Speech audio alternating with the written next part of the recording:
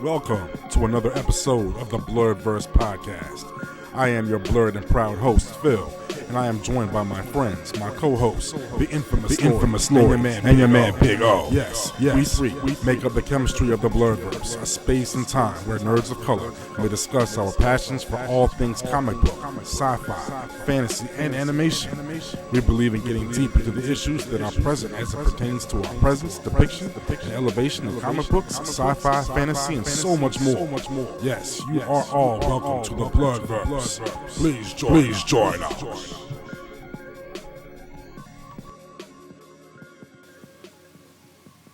And welcome back to the 19th episode of the Blerdverse podcast. Lord have mercy.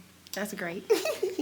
I giggle every time I know. It is a nice chill Friday night, October 28th. Yes. And we in here.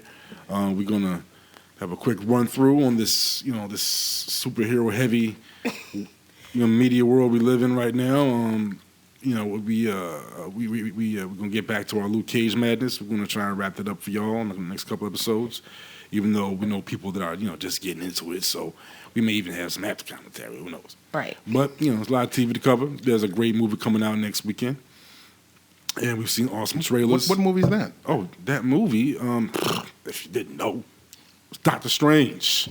Yes. The man, the myth, the legend is making his silver screen debut. And I've already got my tickets. I think everyone's getting their tickets. Mm-hmm. It's also hopefully going to be the first movie the Blerdverse podcast will attend as a unit. We're going to do some live stuff for everybody and all that good shit. It's going to be fun. And we're looking forward to this new chapter in the Marvel Cinematic Universe. But for now, let's get on with the televised universe from DC. Let's get on with let's get on with the streaming universe of Marvel. What? People don't know who you're talking to. You ain't introduced yourself. You ain't Me? introduced Us. I mean, what's going on? But you know what? He though? Getting new and funky and fresh But you know what today. though? But you know what though? It's been 19 episodes. I mean, Marketing, Brandon, Brandon. What's wrong with this? I guess. Better. You know what? I'm just trying to be efficient. You know what I'm saying? I figure cats recognize us by now. But if you are new to this situation, my name is Phil. Okay, I'm one Blerd, the main Blerd, number one, the top head honcho. Damn, don't dislocate your arm. Put yourself on the back and shit. I mean, I don't. Did you hurt? I don't. I mean, I salute myself on the regular. I don't know about patting my back. I see you. You know what I'm saying? But I'm also I am here with my wonderful friends, Lori, also known as L, the new Nick. I added to it after she sported them things online. Lori's got new nicknames. And I'm referring to shirts. Yeah, right. Nothing else. The queen of the thirst trap. No, because that's my sister right there. You know what I'm saying? Oh God. That's my sister from another mister right there. So I'm not going to refer to any tawdry thoughts that other nerds might have out there. Oh Lord. Nevertheless, the marketing's working. And I'm also here with my man Big O.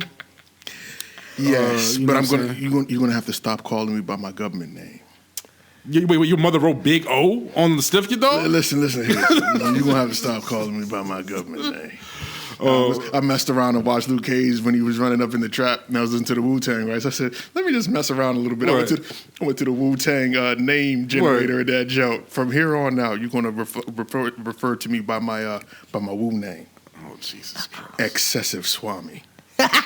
Son, check this out. Check this out.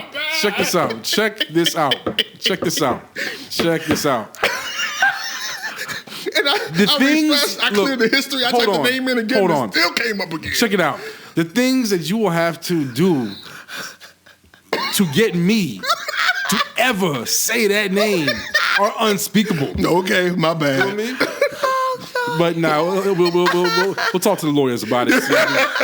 See if we can legally make that happen. You know what I mean? I can't do it. Stupid. Okay. But ahead, so now I'm the chocolate baroness, Blerd Chick 6, and Big L. Okay. No, just L. Just L. Queen of the Blerdverse. Come on, man. No. She's the queen of the thirst trap. No. She know it. No. You see, she got that. You got that big ass. I gotta veto that title. Nah, we're not.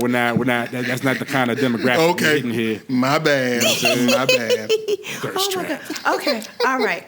We are reviewing. Oh my God, y'all are foolish. All right. Check this out. We're gonna get into all this madness that's on TV and the internet and even on your phones. Oh my gosh, yes. You know, because they want to throw a sister in the phone. You can't put it on the screen, but we'll get into that later. That's the first thing my wife said when she said, "Vixen, I gotta watch it on my phone." Yeah. Yeah. So no, you can watch it on computer. I think that's why I watched it. I watched it online. Son, I didn't get the big screen TV just to. No, I get you. You know what I want to see the sister in live in HD.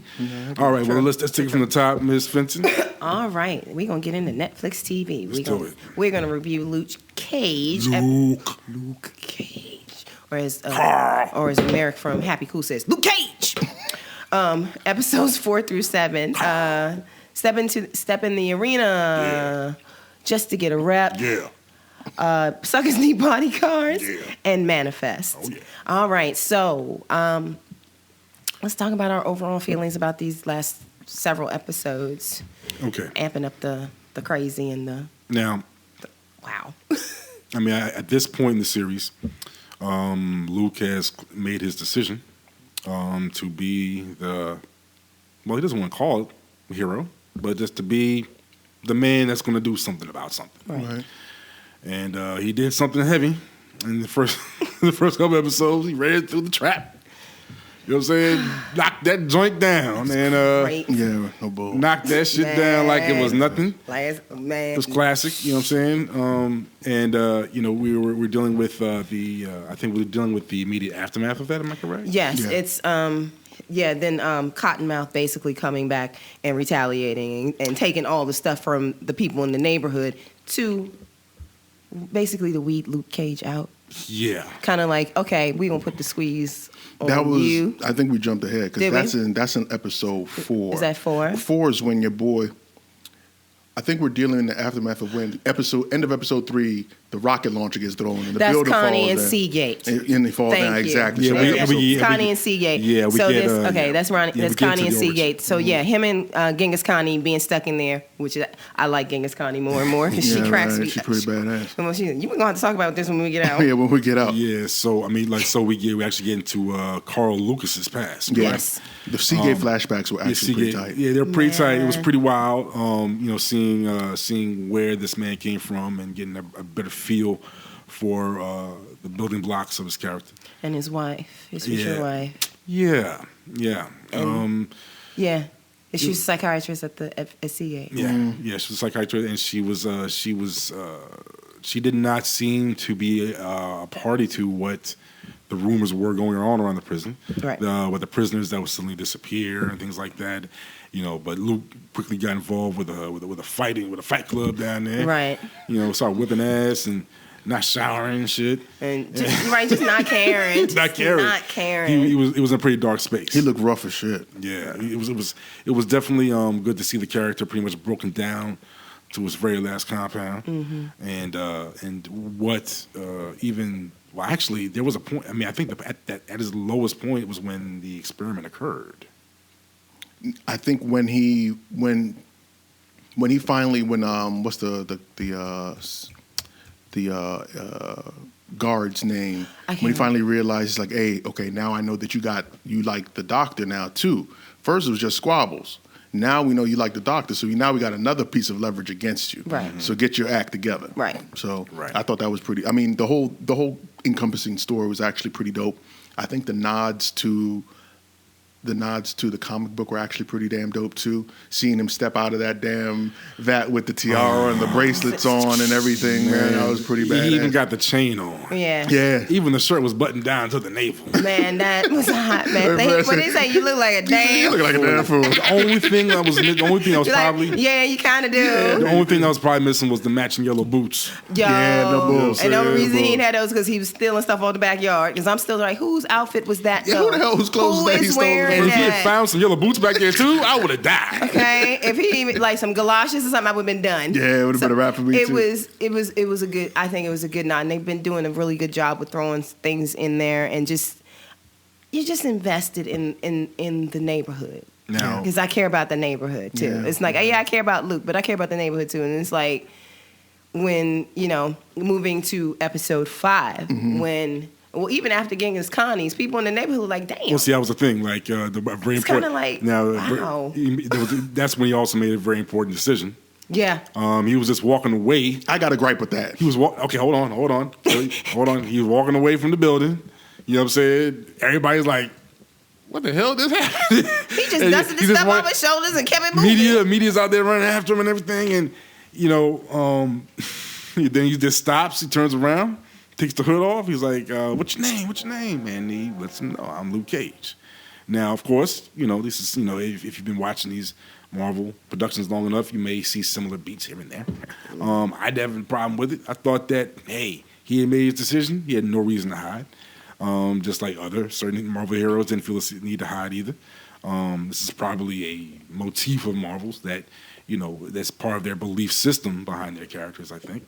But, what is your particular problem with this scene? My gripe was, it seemed like throughout when he was with Genghis Khan in the rubble, he's like, how are you able to do that? Yeah, we're going to have to talk about that later. I don't want to tell you. It's like, he seems so secretive. He then comes out of the rubble, and then all of a sudden like this, he's like, yeah, I'm Luke Cage. This whole time, he's been trying to avoid attention. He didn't want anybody to know who he was. He was trying to stay low-key. Even up until, like I said, until he was in the rubble with her, he really didn't want people to focus on him. And then all of a sudden, he turns around and is like, yeah, I'm Luke Cage. But like, what the hell happened? No, but for me, he took. I don't think he had the time to recount his whole time in jail and he under a a building. Beat. I think he took a beat because also, to me, I think he had a realization that this was because of him. Somebody's not going to just put a rocket launcher through Genghis Khan, and Luke is not stupid. He had just hit up his spot. He had just robbed Youngin and taken all his stuff. Do you really think that Luke didn't know who did it? And the neighborhood didn't know who it was. But Luke realized that it was his fault that it happened. That's how I saw it. He took a beat, plus, and they were getting him on camera anyway. Yeah, there was a point when he didn't have a choice. No, that's not. No, think about the real world. No, think about. No, he's not trying to be low key. It's too late for you to be low key. Everybody knows exactly. Luke Key. Everybody knows about the bulletproof black man in Harlem. After Pop Shop got shot up, everybody knew about Luke Cage because Luke walked out. Hold up. They knew he was bulletproof? Yes, they knew. No, the only person who knew was Chico. No, he put it together. No. Nobody knew that he was. They just knew he survived. This is actually where because the chick's son also said the same thing. See, that's the thing. Like the Luke Cage's ability was a rumor. It was a hood rumor. No one, people had heard repeated stories about it. Some people believed it. Think about the real world. You hear about that, you're like, yeah, right. But the man next to him was like, nah, it's for real. You don't want to believe that because you're like, Cats is tripping. But you can't always trust Pookie now. Come on, man. What are you talking about? I said, I'm hypothetically saying it's like you hear rumors like you can't always trust Pookie. Exactly, it's the real world. It's the real world. People are not gonna believe you but come on, if you say, "Yo, they shot that stuff." People in your normal mind, you're thinking, "Oh, something." He must have had a vest on. He must have gotten lucky. Right, but if I'm standing next to that dude and it happens, I'll believe it. Yo, I'm gonna tell everybody, but no one's gonna believe me. No one's gonna believe me. You still gonna give me the side eye, but I know that it happened. But after a while, right, and it's half of the people believed it and half the people didn't. But they knew that he was there, and he in Harlem. He's like, yeah, I'm gonna tell him I'm Luke Cage because you know what? It's also challenging Cottonmouth. Yeah. It's also challenging him. All right, bruh, you want to come at me? Yeah. Now everybody knows who I am. So if I end up dead, they know who did it. I see. Because if he had actually kept walking, just kept stepping, they would have kept hounding him. They would have not stopped hounding him. Or he would have been suspected for blowing up the thing. They would have harassed anyone that he knew. They would have started harassing this person and talking to the police. Like, who's this man who won't identify himself? You know what I'm saying? In the real world, it would become a problem. So it's better to just face it. And like I said, I felt it was a challenge to Cottonmouth. I think that's very just accurate. to get at him. So we get to episode 5.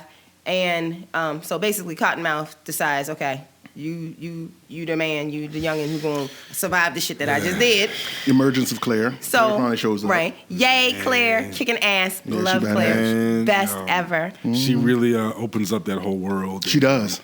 She does. And I think we also start getting more insight into Cottonmouth as a character with this episode. Yeah. Yeah, and you his see where he is motivations. in comparison to where Mariah. Black Mariah is. See, politics and street. I gotta say again that the flashback scenes in this series were superb. Yeah, Always. The insight they gave, the context they provided was invaluable, gold, and added dimensions to the story that I did not expect to see. You know what I'm saying? An understanding of where they are and where they could be going, and how dark the series really. There's a real dark underbelly to the series that gets into sexual abuse and alcoholism. Yeah, right. You know what I'm saying? All kinds of different themes that people deal with every day. One thing that really stood out to me is the fact that I don't think that we can overstate it enough. This show is very, very black. And I'm not talking about in terms of characters and things of that nature. Right. Even the literature that they make points to that here was and so there awesome. But is black. Yeah, exactly. There's a scene in that episode where one of Cottonmouth's dudes talks about benign neglect. Yes. And he's like, "What is benign neglect?" And he goes through the explanation before Cottonmouth shoots him for being smart. So I said, "Hold up, what is this book that he's talking about?" So I go look it up, and this book is bananas. I've been checking it out. It's by Jeff Chang. It's called "Can't Stop, Won't Stop." If you haven't read it, go read it. Okay. It's some serious shit. How the breakdown of politics, policy, neglect in the hood, how all of that came together to create hip hop as we know it today. It's bananas. Nice. And then you start looking at some of the other books that they make reference to, like The Invisible Man and Little Green and all these other things. Yeah. Like I said, it's a very black thing. And every time I look deeper into the second, you watch the episodes again or whatever, you pick up on some of those things that you missed before. Exactly. And you enjoy it just a bit more every single time, at least for me anyway. Yeah. I definitely appreciated the... actually, there was a recurring theme of an appreciation for black intelligence and excellence in all areas except, thankfully, sports. Right. Right. You know what I'm saying? They're not propping that up in any way, shape, or form. They did not prop up one athlete. They mentioned one person's athletic skill, and that was Misty. Yeah, that was it. And what did she choose to do with that? Smoke the local dudes on the hood. Right, show them youngins, and she's like, "That's me, young." Right. Oh, and by the way, I went to school and I graduated, and now I'm a cop. Hi. Right. Now, And speaking of Misty, her and Scarf in this one, where she's kind of figuring out, they throwing it at him that he's crooked, and she's like, no. Yeah, can't be. Because she has a sympathy for him because of the shit that he done been through. Yeah, and how he took care of her right when she first started becoming one. Yeah, we get a better sense of what position the police department is in. Yeah, throughout the series, actually, with this episode. But this is also, I think Lori touched on it briefly. This is when Cottonmouth starts going after Harlem to get at Luke Cage. And that was actually pretty tight. Them scenes of these people coming to him complaining on some of the funniest shit that I have seen in my life. Like, I mean, they took my money. What money? I worked all night for that money. And they hit the brother up as soon as he got served by Dapper Dan himself. He was all fresh and pretty and smelling nice. I don't doubt it. Now, and showered. And these youngins talking about, he took my money from over at the strip joint. This youngin took my guitar. You know what? Home Skillet took this. Can you get that back? It was crazy. And him walking around and he handled all that shit. I got it. And he handled all. And you're right. He got every. And I think my favorite was him getting the strippers' money back. That's Luke Cage. I was like, oh my God. He said, when you wake up. But you know what though? Like, wake up. But you know what though? As a side note to the young brothers out there, take note: a real man that has at least a good 4 suits in the closet. Yep. But this episode was definitely reflective. So funny. Definitely directed. This is a definite reflection of the consequence of his decision. Right. To take on this role he can't really put a name to yet. Did he make the speech at Pops' That was at the church. funeral? Yeah, the funeral. Yeah. Yeah. Oh no! That was a power move. That was Power at the end. move. That was. Go ahead and speak first. That was. So when you go up there, I have a rebuttal to all the craziness that you done said, and I'm going to say shit to you. It was funny because at the end when he got out, he's like, you know what, I was wrong about this. Embarrassing you in public did feel pretty damn good. But by the same token, You like- but at the same token, Cottonmouth did deliver a hell of a speech. Oh, He yeah, did. it was. Yeah, I I'm give not him saying that. it was beautiful. It was wonderful. But Luke, like- brought it home, boy. Yeah, he did. Brought it home. Yeah, he did. And it was was a beautiful service. And it's very nice to see all those lovely black men just dressed in those fantabulous suits. Woo, everybody 4 looked suits in the closet, bro. so good. 4. Everybody looked so tasty. Different 'Cause I was mad at Tasty. I was mad at shit in Luke though. I was kind of mad because I'm like, you gonna go out and wreck shit in that new suit? Well, you know At least what? he was smart enough to take the jacket off. But though. he got holes in the damn shirt. But you didn't see the holes though. He had it strategically shot. I would've been mad as shit. Yo, if he that did joint, that fucking was that hilarious. Well, no, what was hilarious was how he didn't even notice. Yeah, Until he right. got home, after he was Like, done handling damn. business, he was like, "Oh man, God Man, damn not it. another one. Not And another one. Claire and her mama, who is the wonderful Sophia Braga. yeah." We get another dose of Claire Temple, a key Woo! character that if She- you've been following the Netflix series from Jessica Jones to Daredevil, even And just her, her Rosario Dawson delivering an excellent performance. how She's much delivering- she's grown since Daredevil. Because you Exactly. remember her first one, she's looking at him like, I'm not helping you. He's like, yes, you are. Yeah. And then she tells him where to poke the guy. She's like right there in the thing and with the bag over her head. To her and Jessica Jones, like, oh no, this not happening in my hospital. Right. To chasing the youngins down to get her purse back Yeah. and beating the piss attitude in the street. Yeah, she did tell her mom. She's like, "This is. I didn't know what I wanted to do before, but I want to help people like be special people. Right. That's what I want to She do." made a decision too. And Yeah, her she mom made a decision. basically saying, hey, okay, you want to help him? There he is right there. Yeah, right. Oh, and I have to bring up the fact that it was funny as hell that her mama saw Luke on page and TV, and she's like, I don't like him. He looks like your father. And she's like, Mommy. It reminds me of your father. And she's like, She just looked at her like, like, come on, Mommy. said, I'm not even gonna call that fool now. She's like, I'm not even gonna spend no time with him at Christmas. Now. like, that's not my fault that he looked like Daddy. Shush. But I like to acknowledge that she is biracial, that she is Yeah. Latina and black, and you're not sketching around like, okay, she's this, or she's like, this is who she Yeah. is, this is who Claire is, this is who Rosario is. Boom. yeah. And Sophia Braga, come on Yeah, now. she's Yeah, she killed it. And still stunning. Yeah, she is. Claire was obviously a pivotal. I mean, she was having some very serious conversations with Luke just about his what he wants to do and how he wants to go about being this non-hero. Being responsible. She being responsible. She was being very real and brutal with almost close to brutal with him about this kind of passive aggressive attitude he kind of has towards a situation for the most part. Just to be honest with you, Right. I mean, Luke's a great character, but he's a little corny and he's a little bit on the fence. But I think anybody would really, if you have at least a rough idea of what could happen. Right. Making that decision, like, oh Or man, or something you everyone's said- counting on me, everyone's looking at me. It was something that you said before that kind of Luke's power is for him. Yeah, Luke's yeah, power is it's- for him. It's a very personal ability. It's like you said, you can't transfer it. And I like that. I like that idea because you said that and it was like, yeah. Yeah, just like when old boy said, how that bullet didn't jump off of you. Yeah, right. And it's like It caught him it back was- too. It was like, first of all, I was like, you little punk, you ain't got no rights to say shit.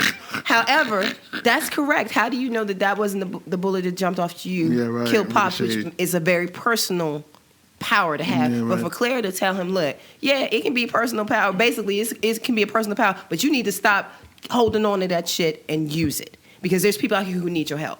And Matt Murdock did it, and he is not bulletproof. He's No. blind. Right. Jessica did it.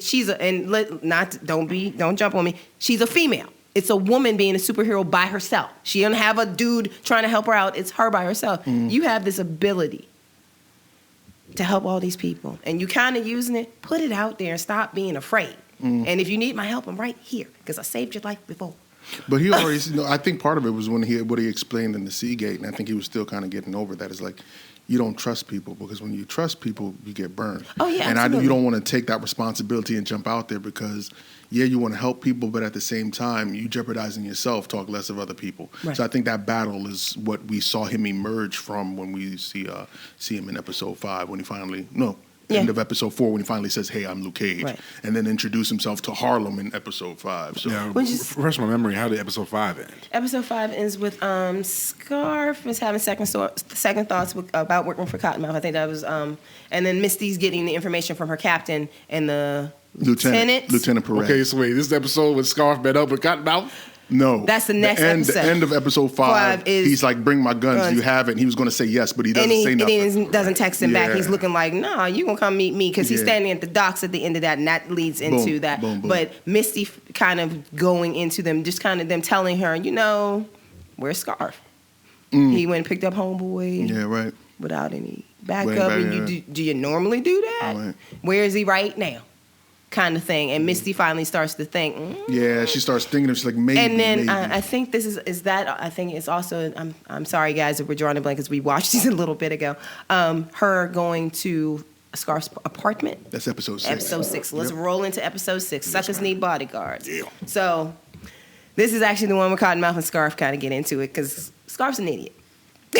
Yeah. You always take your backup stooge with you, so if you get shot. Yeah, it's easier. It's harder to shoot 2 people than it is. And you know what? Actually, they were both stupid. But thinking back, knowing how dirty the whole department was, it was a little odd to see him out there by himself without some other couple dirty cops with him. Right, exactly. Because I'm like, you got other people. Why would you go by yourself? You could have pulled some beat cops. Unless these are a different kind of dirty cop where it's every man for himself. Well, he wanted $100,000 too. Yeah, and he wasn't trying to, because remember at the further along after he gets shot, Cottonmouth calls Lieutenant Perez and says, "Hey, I shot your boy. Were you in on it?" He's like, "Nah, man, I ain't have nothing to do with that." He's like, "Yeah, because he tried to stick me for another $100,000." So it's like he went in there knowing that he was trying to, what? I'm sorry. That scene was classic for me because Cottonmouth just lost it.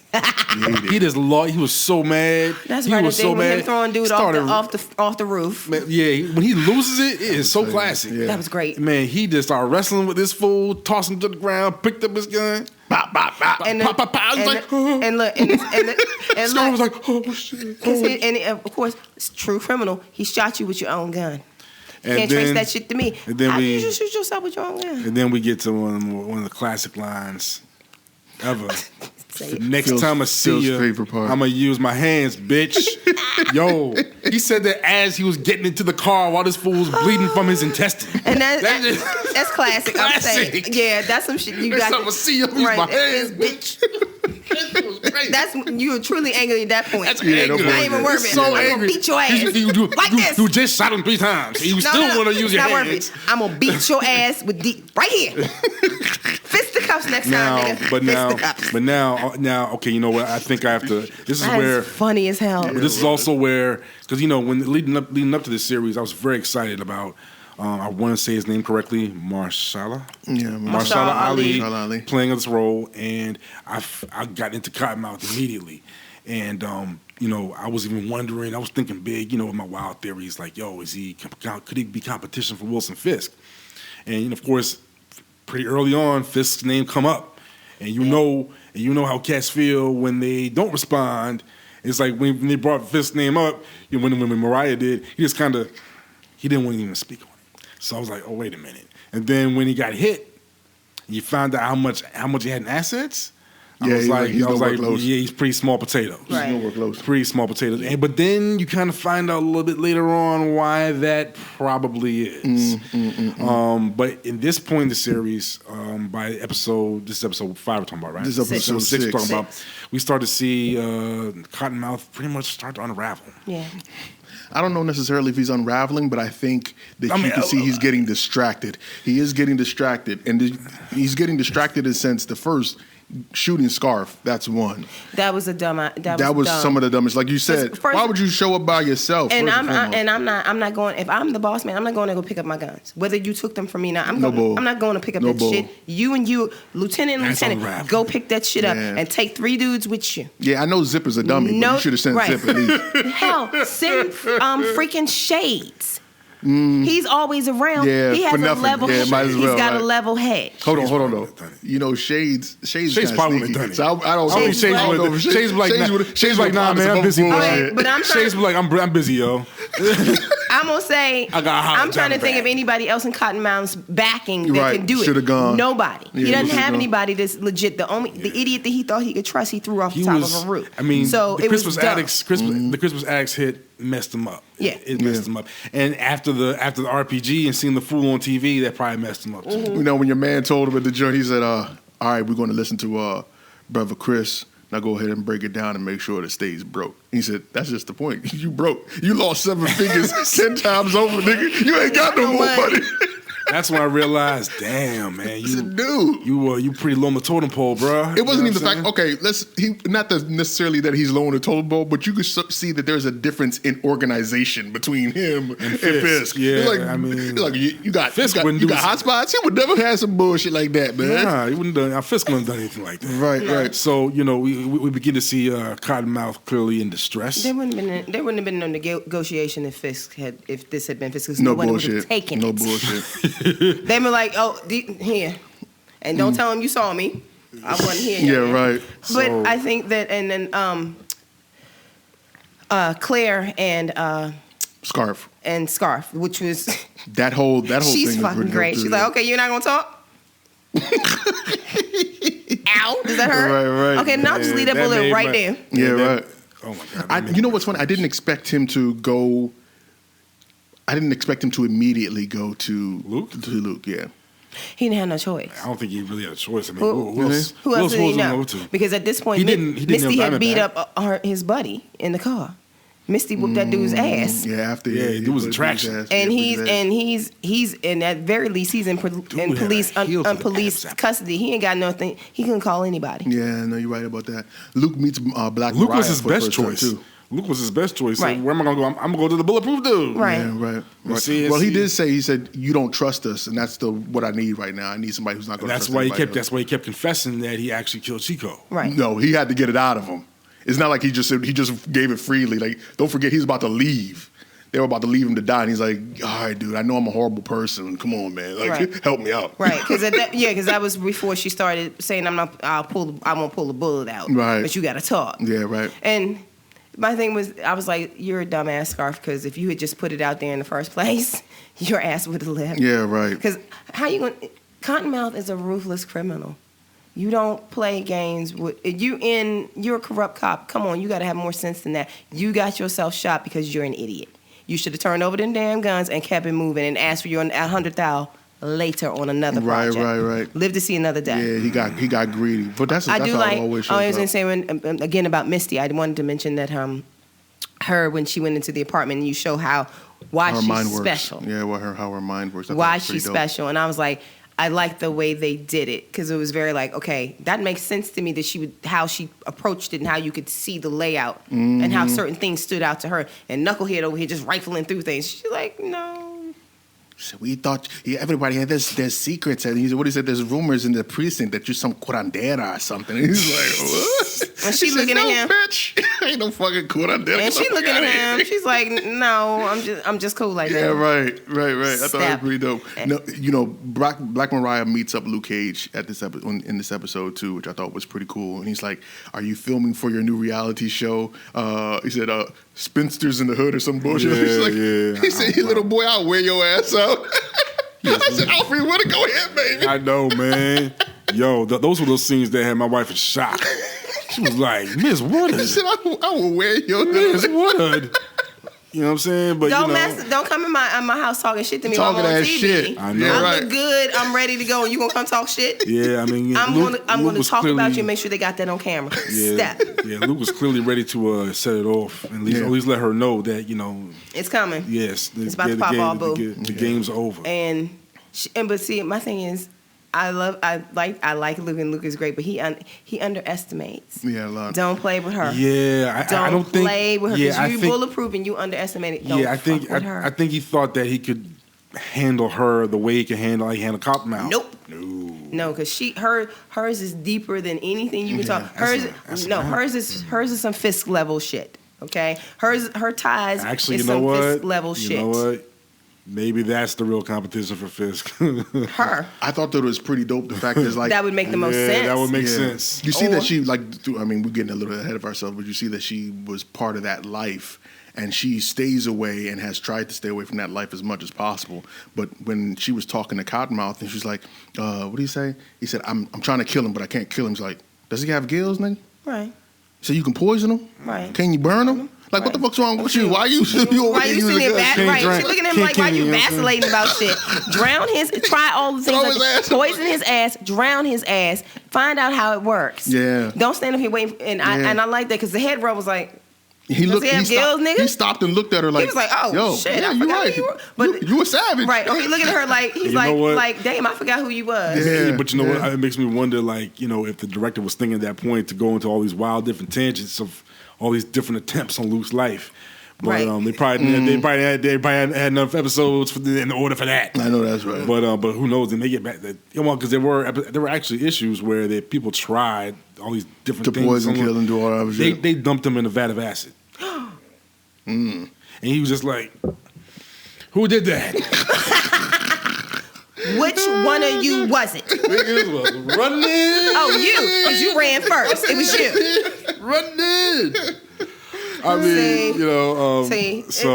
But oh, man. I like Mariah. I think that Alfred Woodard is just, like you said when you first saw him, like she can't be a bad guy. And then she opened her mouth. I was like, bitch. Yeah, she bad. I mean, it's gonna be razor sharp. Yeah, she was the real star of the joint right there. She was killing it. And we're rolling to episode 7 with her, and this is the one with her doing the interview. No, the interview happened at the end of episode 6. 6. So we roll into the aftermath of that bullshit. We got to talk about that because that reporter bitch. I was like, she can ready to smack the shit out of her on live TV. She ready to smack the shit out of her on live. Because I was thinking, I would punch you in your fucking face. I know you will. I put you out. Oh no, bitch! Because you done tried to play me for the whole hour. The whole joke. The whole hour you done tried to play me, and then you gonna be cute because Cornell got arrested. Okay, bitch. Because I'm like, you better than me. That's why I'm not a politician. I would have snatched her little yellow ass up and beat the fuck out of her. Oh, you want to scoop? Here it is, live and in person. Boop, right in her face. Scoop your ass right up. Right into your camera and get her ass out of here. See, I'm like, she got better. Although, I'm like, yeah, that little reporter, she might want to watch herself because youngins come up missing. That's all I'm saying. No bullshit. Youngins come up missing, accidents happen. Listen, you want to threaten this lady. You know who her cousin is, you big dummy. Shut the fuck Shut up. Right. Go ahead. Keep talking all that bullshit. But accidents happen. Oh, no. Sometimes brakes fail. Damn, Lori's been... Don't fuck with Lori. So Mariah's political empire is falling down around her. Yep. I'm not going to commit no crimes. I watch a lot of mobster movies, though. But wait. At this point, is Cottonmouth getting looked at by the police? Yeah, he's gotten picked up. Yeah. When they scooped him up straight out the spot. Mm-hmm. Yep. That's when everything started going really wrong for Mariah, and actually a very pivotal turn for the whole series right there. Yeah, right. Him getting locked up was a big blow, of course, to her, and it damaged her immediately. Yeah. I think her council seat was pretty much... Yeah, they made her vacate the seat. Right, and you saw old boy that showed up, what do they call him, Obama Light. No, Diet Obama. Diet Obama. Fucking Diet Obama, nigga. I can relate. See these ears, nigga? Diet Obama. Look, I'm more like Curry Obama. Curry Obama. You know what? I'm done with extra spice. I'm done with you. I'm like Curry Obama. Curry Obama. Guyanese Jamaican thing. He's so crazy. Phil needs to take a goddamn nap. He's so crazy. It's been a long week, man. I see you, my dude. I see you. He's like, it's late. I mean, Y'all motherfuckers still here. So we really getting into episode 7? Yeah, that's episode 7. This is episode 7 right here. Okay, let's do it. So, and I'm like, Mariah at this point is falling down around her. She ain't got shit to do. She ain't got shit to lose. And it's all because of him. Because he didn't listen. And she's been, but I can't really fault him. And I can't fault him specifically because he was brought up in that life from day one. You know what I'm saying? And his way of thinking has been changed. She's like, yo, you need to do this. Politics is where the power is. He's like, no, this is what Mama Mabel taught us. It's street power. Right. You control everybody with muscle. I think Mama Mabel taught them 2 different things. She may have instructed Mariah as a woman, politics and power are there when you are seen in the street helping those people. And with him, because he was already doing the street stuff, you know how to run the streets. You know how to get your power and get your weight up on the street. Those two things together are very, very powerful. You know what I think it is? I think that it actually boils down, and I don't want to be too philosophical or anything about it. But Why not? That's what we do, boo. Well, I think it really boils down to gender roles. Mm-hmm. Because she was like, you as a boy, when your uncle was out there killing old boy, you need to be out there watching how he does exactly. it. Nah, Mariah, you stay, you go read your books. But you read your books and listen to how I do business in this house. Exactly. See, she ain't doing no killing up in this house. Yeah, you right. come in here to do business. We talk. Yeah. But you know that I got backing on the street, and I think that's what it was. And Mariah was trying to teach him. This is what she taught you, but this is what she taught me, and you're not trying to listen. Because if he had just taken a step back and stopped trying to show everybody how tough he was, he wouldn't have gotten pinched, number one. And some of the shit with his shipping and his dirty cops, things would have been in line if he had just done it a little more subtly. I think a part of it also was resentment, though. You think he resents Mariah? I think he resents Mariah because, let's be real, he had some serious talent. He could have been something and someone. Right. And he didn't feel like like Mama Mabel took interest in that. She's like, you took my dream away from me and forced me to be this villain, this monster. Well, see, yeah. And you look like you coddled Mariah to make her who she is. You know what I'm saying? Yeah, this is where we see the critical character flaw in Cornell Stokes. He was literally dragged into this life. Yeah, right. Right.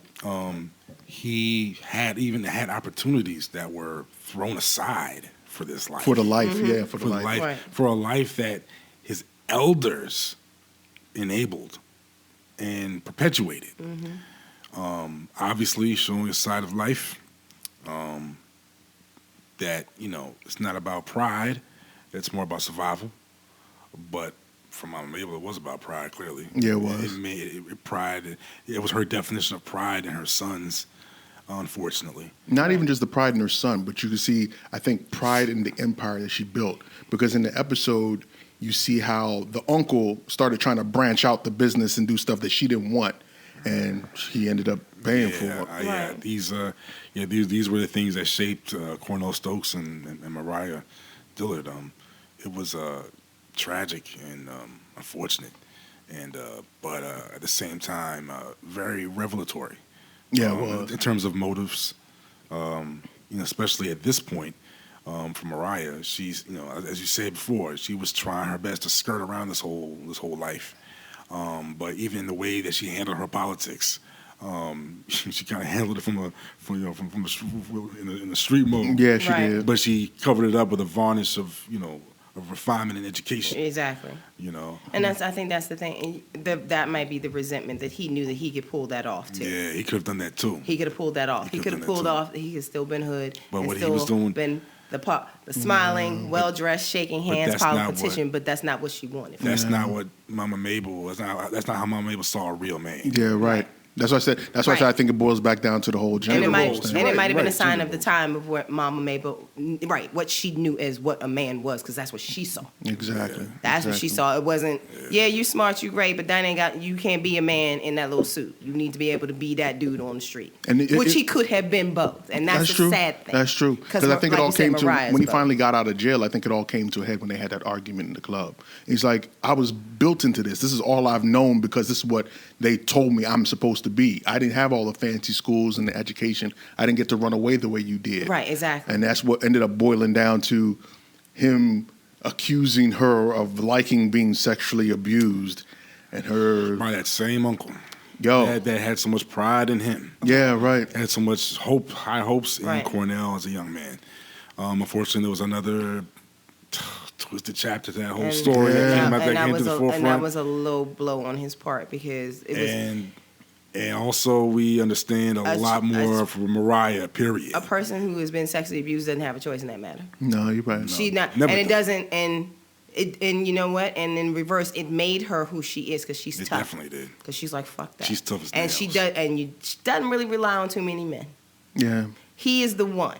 Because they are family. But if he was some peon, his ass would have been in the river a long time ago. Because she wouldn't have put up with his nonsense. But for him to do that because that's all he had to throw at her was he couldn't, you know. Like I said, that resentment was something I resent you, but you can't really say. You can say why I resent you, but you got to throw that one dagger in there to make me feel like shit. But he'd already done it. But she kind of did the same thing though. But she was back like, and forth. "Well, I'm the one that raised you. Ain't nobody wants you. Your mom was a crackhead." I was like, "God damn!" But, like, he's like, "Fuck you, bitch." You know what? You was like, they were both. But in both respects, they were both correct. Everything she was abused, although she did not like it. But did anybody want him? Was she lying when she said it? She ain't need to say the shit though. No. He ain't need to say that either. Right, exactly. But I'm not saying either. I'm just saying. You gonna come at me with some shit that everything that you've done. Everything. Don't forget, she said that first. That's why he did say it. Hold on. I'm trying to tell. From my perspective, why when she said, I'm not justifying why she said it, but what she said was, she said it in response to all the shit that she's been telling you for 7 episodes about everything that you done that you done fucked up my life now. So who the fuck wanted you? Nobody. I took care of you, and you have ruined me because you're resentful because you were treated differently. That wasn't her fault. And then you gonna throw up the abuse thing because you didn't have anything else to say after that. Because everything she said to you, whether it was wrong for her to say, was absolutely legit. Who the hell took care of her? Him. Her. Who wanted him? Her. She took the responsibility of doing it. And even when he was the criminal that he is, and she knew being associated with him would ruin her political career, but she used him and she kept him around. I think she had no choice, though. Yes, she did. She didn't have to be. No, listen to what I'm saying. Nigga, you my cousin. He's a criminal. It wasn't. Don't forget, it wasn't like that. Because most of the money that if you remember, most of the money she used to build these centers and to get these other properties, she got it from him. Right, but I said she used him. I didn't say that it was nice. I said she used him. Wow. She did use him, but she kept him around. But she was also trying to, and in her own twisted way to me, I think, trying to bring him up to where he wanted to be. Wow. She kept telling him, "Stop doing the shit that you're doing. You see them fools behind you, your backup. Could they at least stop looking like criminals?" Yeah, she did right. say that. She did say Put that. the motherfuckers in a suit at least. He said, "I know you a thug, but you got dressed like thugs too." Well, put him in a fucking suit. Right. Obviously, his arrest and subsequent release was in this argument was the straw that broke that camel's back that night. Yeah, right. And the sister and while the brother Stokes turned away to look out into his club, sister picked up a bottle of wine and went all Puff Daddy on him. Phil, come on now. Went upside his head with the wine bottle. Brother's like, holy. He turns around and she just pushes him right through the window. Right. But am I the only one that didn't think that a damn mic stand could have done that? She went ham with the damn mic stand. That's the thing. She went downstairs and she, her anger was full on about what he said. Yeah, she was just like, I didn't want it. I didn't want it.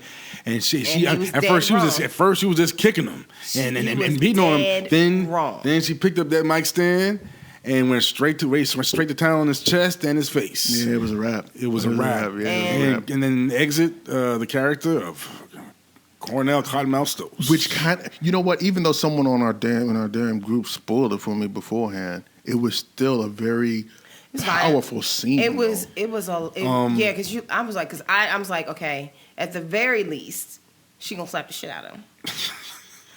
It was because I didn't think she would go that far. But she went. She grabbed. I was like, oh shit. That was hard. I was like, that tells you. Because my first thought is either she gonna cry, she gonna beat the fuck out of him with that bottle. Black Mariah went Negan. Crowd.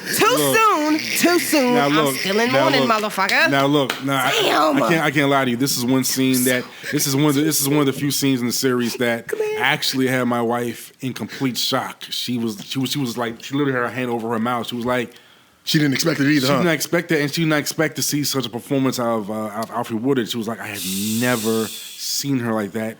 Ever. And that was so good. And it was awesome. Yeah. It was scary. You know what? It was scary. I felt bad for I was like, oh, damn, she always had that in her. She always had that in her. Mm-hmm. And that's the other thing. She always had that in her. And that's why they called her Black Mariah. But if you had, and Big Mama had cultivated that, she would have been just as badass. There it is. She is. Yeah. Which goes back to what I said. She did teach her how to do it politicking, but she also said, if you're going to be brutal too.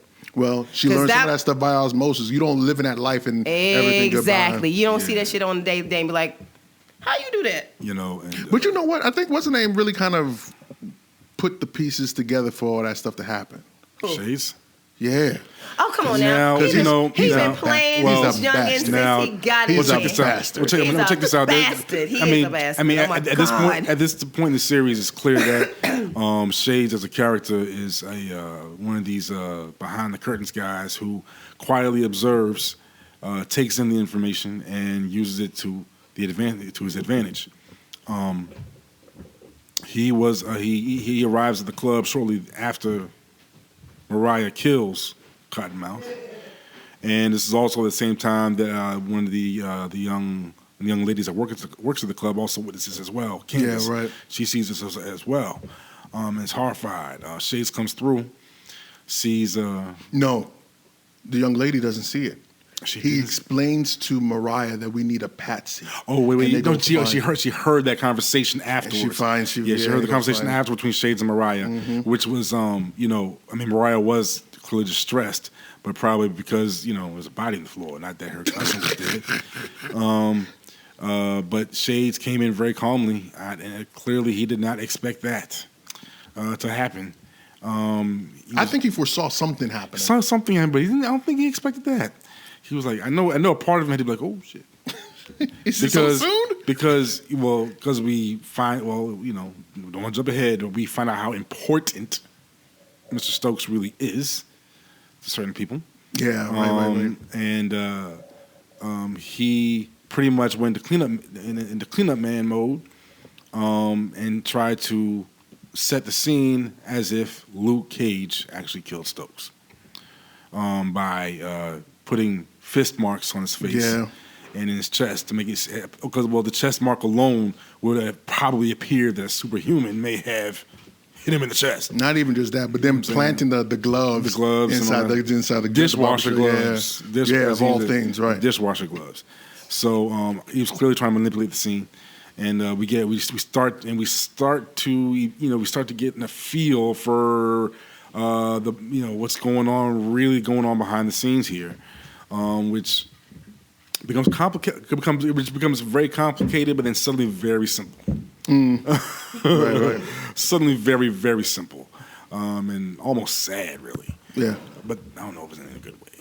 In a good way. We'll debate that later. Sad in a good way. Because we have to move on. Yes. Episode 7 does, but let's make sure that episode 7 ends on what note exactly?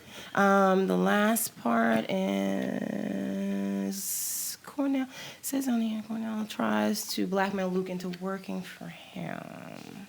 That's the last thing that happened. Yeah, that was when, but that was before. That was before he gets killed. Right. Yeah. So that was the last thing. Yeah. So the Shades was actually pissed at her for doing that. Right. So the last thing we have is him instructing her how to clean up, get herself together, the investigation, and then we get the new inspector that comes on at the very end of the episode talking to Misty and stuff. So now, for the sake of our listeners, I'm going to rewatch these next 7 episodes. You said for the third time. For the sake of the listeners. It's only for you guys because it's just such a trying thing to watch Luke Cage. I gotta be thorough. Oh, the notes have to be meticulous. Performances have to be praised. Oh my Lord, have mercy. So we'll be doing episodes. I feel like I'm not doing it justice.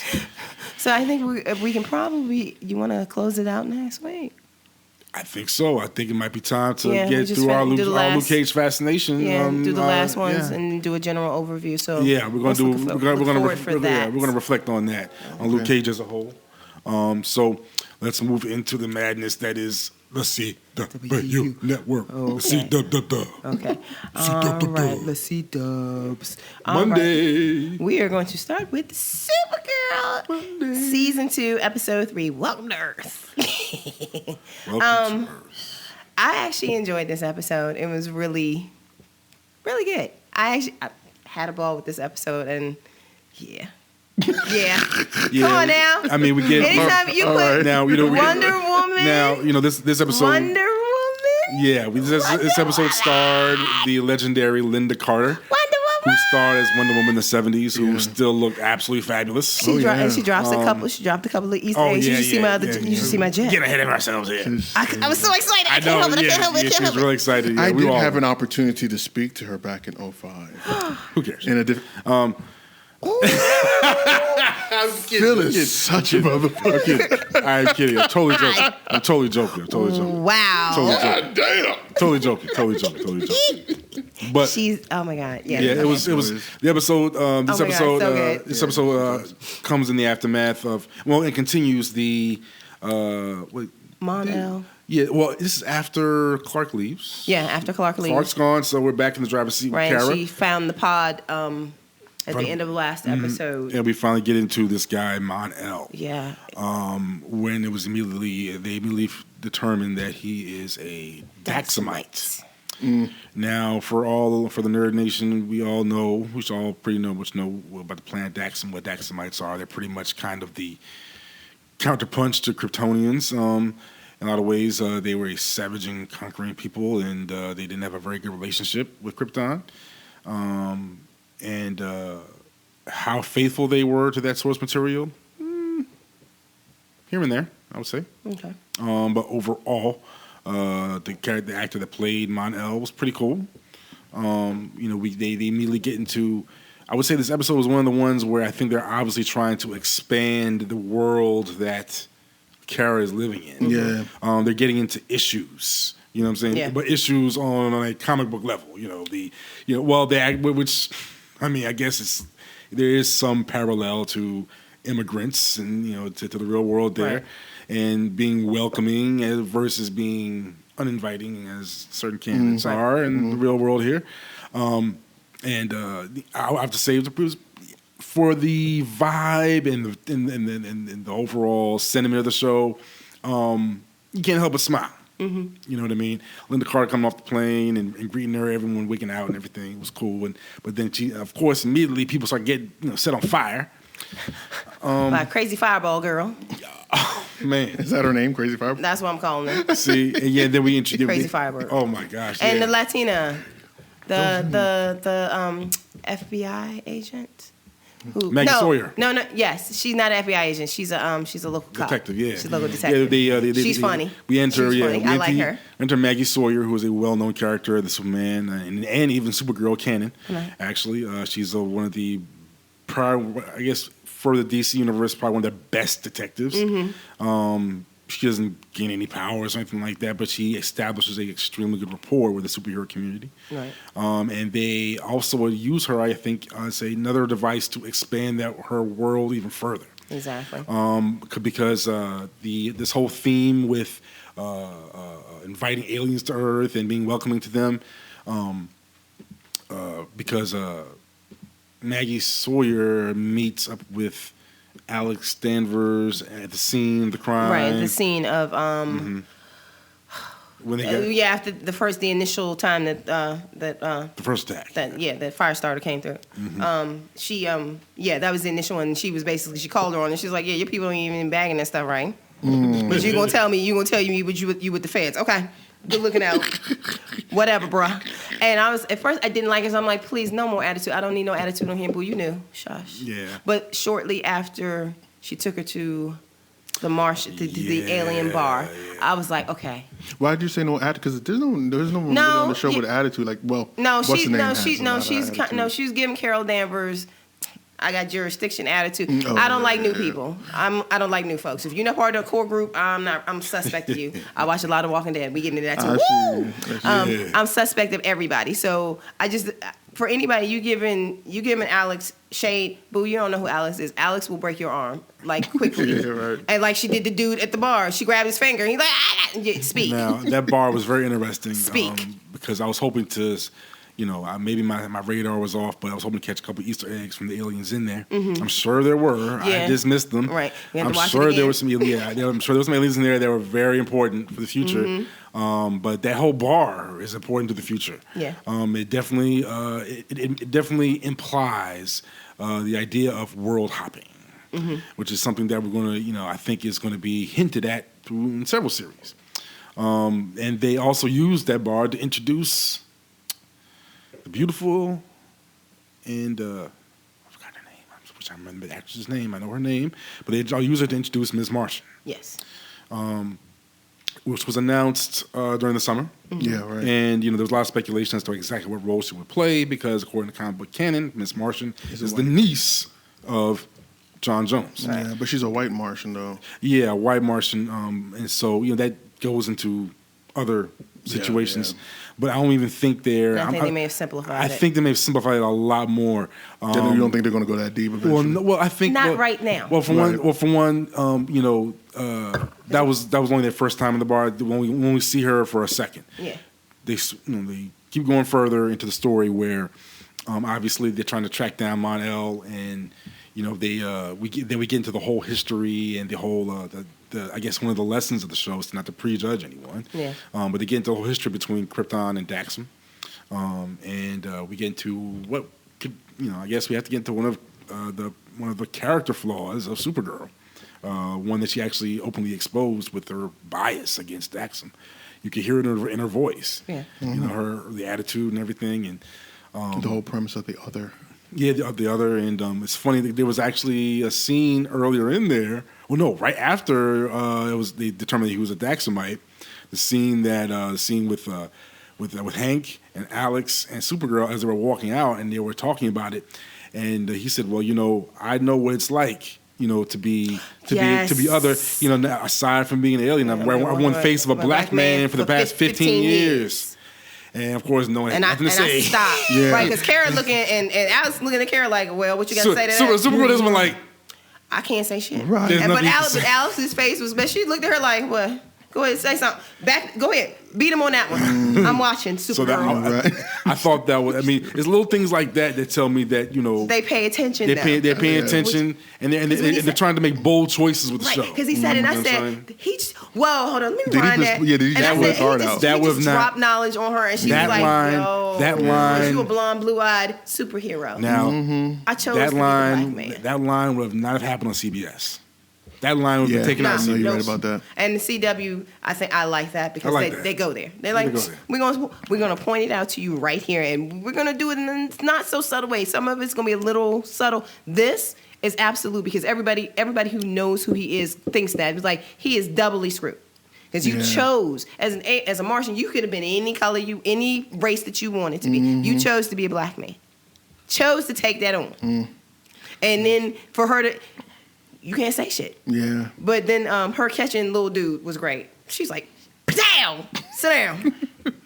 Because he beat her ass the first time. He caught her ass off guard. And I think I like that about Supergirl. I like the fact that she gets her ass kicked. She doesn't always she didn't always win.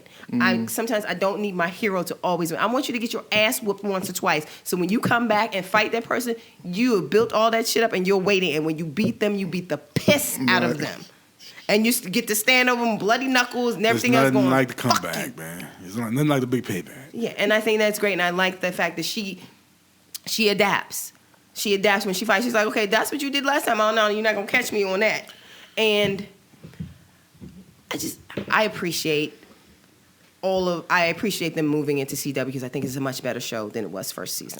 I think it fits primarily just because CW, even though the majority of the viewership is Caucasian females between the age of like 24 and 40 or something like that. Yeah.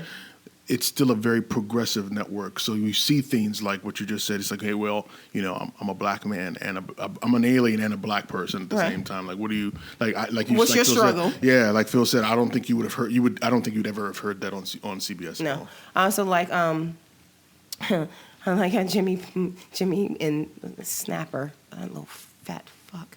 I hate him because he's unnecessary. Because he's not a good fit for the show because he's unnecessarily aggressive. He's just unnecessarily cranky. I'm like, Kara can go and work for somebody else. I don't need that. Because don't you always need an ass? No, but he's not necessary to the plot. Unless he's going to die or something to make a difference, he's unnecessary to Kara's story. Yeah. Like right now, she can work under Jimmy. Like right now, they need to ramp up what place he has in the plot here. Is he? If you're going to be Perry White light, then at least like despise somebody we're loving right now. But he's not. But he's not even Perry White light. Right, I'm thinking more J. Jonah Jameson times 10. Wow. Okay. Because when his interaction with Jimmy, the only thing I can think of is that he's pissed that Jimmy got the job and he did. But then again, I'm like, you haven't done anything. You can have an asshole, but if your asshole has to have a point. For me, you can't just be a jerk to be a jerk. Like every Bullock. time he comes in, it's just like, oh God, Yeah. why? Here we Like go. Bullock and Batman. Yeah. He's a jerk, but he's a damn good cop. And Right. at the end of the day, he'll help You that want man somebody to out, watch you know your what I'm back, saying? right? Yeah. But When he finds out what the real deal is, Bullock's like, fuck it, let's Do take it. He'll care still be a of it. jerk. I'm still an ass, but he's with it. But he's rolling with you. Well, I'm hoping that what they're going to do with him is to show that he's got these other struggles that are going on behind the scenes, and that's what's making him be this person. Maybe, but I'm. Hopefully You they don't have need space for that. You don't need to Yeah, be mean right. to Kara There's a and lot be of a folks jackass already. to Jimmy, because I mean- I like how Jimmy was like, I'm your boss. I mean, I will say. Step. I will And say. I was like, yes, black man. I mean, I will say with this episode also, I am getting a little more curious about Lena Luthor. I love that actress. She's great. She's a Merlin. I She love her. really chews up the. Stunning. She chews up the scene. She's beautiful. She's a beautiful She woman. is. I am, and now I mean, granted, we all have our feelings about when they throw in these Character extensions. extensions. Yeah. And sometimes there is a 50-50 chance when they take a life of their own. It's very 50-50. But for this TV medium versus a comic medium, I guess it's a little easier to maybe make that happen. Because obviously we're never going to see Lex Luthor. No. But at I the don't same know time, because we said the same thing about Superman before too. But I mean, I'm hoping that they don't because if they bring Lex, you got Superman. Those two characters alone can really kind of, if they don't do it right, can overshadow. Nah. Okay. That's too much. I mean, if they do a I Lex thought thing, Superman was too much. Well, I know. Well, I'll put it this way: if they're going to do, if they ever, because they've already given him a reason not to expect him because he's in jail. You know what I'm saying? It's like Lex ain't escaped before. Well, I know, but for this, The greatest Carol mind of all time. But I put it this way: if they're going to put Lex in, they're going to probably put Lex in next season. You know what I'm saying? Or at the It's end. so heavy. I can see At that. the You know what very, I'm very saying? end. Yeah, drop but I news just that don't. you just gave My us, only yeah. thing is I don't necessarily want Lex and Lexi. I like. Give me her. Lena, Let, yeah, Lena. I'm Let getting a her. little curious about Lena Luthor. Let Lena be. If she's going to turn out to be a villain, then let her be that. Let her do that. Because let her shine her own. Because the actress is Actress she's is awesome. Right. She's a stunner. She's a good actress. She's a very great English actress. Her American accent is spot on. Yeah, it's very good. I'm actually pretty convinced. Because she was badass in Merlin. I like. Yeah. Yeah, I mean, I can, I'm getting a little curious I about her wasn't the character. only person that watched that one. I'm hoping that they do not make her a villain because it seems very cliche. The only other thing I can think is her being Superman. You know what I'm saying? her being, or the only other thing I see for her is her being kind of like her Cat Grant. Because She may be she a does Cat Grant, because she's sorry. not going to have that Cat Grant might have relationship with Cat- she Jimmy. might be Cat She might Grant, be her sorry. Cat Grant because Interesting. she's a woman who's running an empire by herself that nobody thought she could actually handle, and she's living up to a name that Carries his own weight. Yeah. right. And I think that she enjoys Kara. She enjoys Kara, and I think my next thing is I want to see her interaction with Supergirl. Because that's the thing. I think she likes Kara, but she does not like Supergirl. Because she's not. She's like, yeah, you can come here with your free will and all that shit, but I should know that you were alien if you were alien. So she's not. She's okay with Kara, which is still good for Kara because Kara still needs somebody to help her be better than she is. And you don't have Cat Grant anymore, and Snapper is not gonna be that dude. Right. I can see that. Because I'm like, that's my thing. I'm like, you don't even give her any when you're being an asshole, giving her some semblance Something to of grow wisdom, on, right? yeah. You're just being a jerk to be a jerk. Well, it was eventually determined that Mon-El was not responsible for the attacks on the president. Right. And especially after the second attack, at the moment when she was about to actually sign when she signed the law, Right. To allow aliens to enter Earth as full citizens. And upon that attack, it was discovered that it was one of the aliens from that bar that they went to. I think was this after they went the second time? No, this is the first time they went in because Alice goes in the second time after she gets the pictures. Alex goes in there and jacks dude up, which is hilarious. Yeah, and this I'm like, is she bent your also- finger the last time. Did you not see that coming? And this is also the momentous occasion when Hank himself went to this bar with his own skepticism. Remember, this is when That's at the end, yeah. Yeah, when he went to the bar, Which is actually kind of awesome because I'm just Yeah. like, when he gave the girl the side eye when she was leaving. He's like, yeah. all right, what's up? And Hey, girl. as soon as Check you later. as soon as he walked up to the bar in full Martian form, Right. She kind of freaked out. yeah, she kind of was like, "Holy shit," and she ran. And him being who he is, he's like, Whoa, little mama. But you can't leave. Who are you? Whoa, little mama. And then she was like... That's usually what happens when you see a strong black man, though. Oh, my God. But he was in Martian. Phil, man, shut up.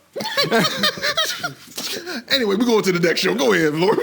Okay, no, She was nice. Wait, let's wrap it up because how it was resolved and all that good stuff. One little note, though. One little question I have about the overall mechanics behind the animations for Martian Manhunter and now Ms. Martian.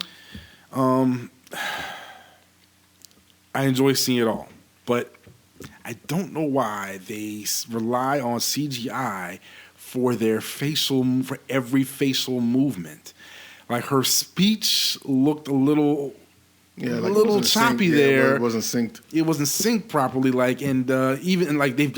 Seeing Martian Manhunter talk so much, I had to get used to even seeing his face move. Yeah, right. I'm like, I thought prosthetics technology has advanced like through the roof by now, to where you can put on a fairly convincing. Well, it depends. Right? No, and it depends on how much you have for budget. Let me. I'm not trying to throw up the Walking Dead, but that's the only thing I can think of. Is CGI cheaper than prosthetics? Fuck no. No, actually depends on the CGI and how much they have to use it. If you can get her overlaid, and they track everybody, what they end up doing for everybody's action shots. Because all that stuff is CG anyway. Because most of Kara's stuff is CG. You see her moving and stuff, but a lot of her background, all that rest of the stuff, the cape and all that shit, it's CG. Yeah. Do they mocap them? They mocap them and screaming, smiling, laughing, crying. They do mocap them full body, and then they have them like for the Flash. They mocap the shit out of Grant Gustin, so much so that they have they can do a 90-degree thing with him side by side, and you wouldn't know the difference. Because they showed it on one of the things on the Flash DVD. Wow. So they mocapped them completely. So for her, when they mocapped her purposely so they could give you those details. Because her voice, because I noticed that it didn't seem to match up, but she also trills too. Yeah. There's a trill at the end of her voice. So I'm like, okay, that's why it doesn't sing, because there's an extra reverberation at the end. And John has it slightly. When he's in Martian form, his is slight. But it's more, because his voice is bigger, you don't hear it. She has a trill at the end. That's why it didn't sync up with her mouth has stopped moving, but the sound hadn't stopped. Watch it again, because she has a trill in her voice. Yeah, so I gave it a pass on that. Yeah. I understand. I did see it, but I'm glad to see her regardless. It was awesome. I think she's going to be an awesome character. I did not mind. Are they going to bring her in to the DOE? I don't see why not. Well, you know what?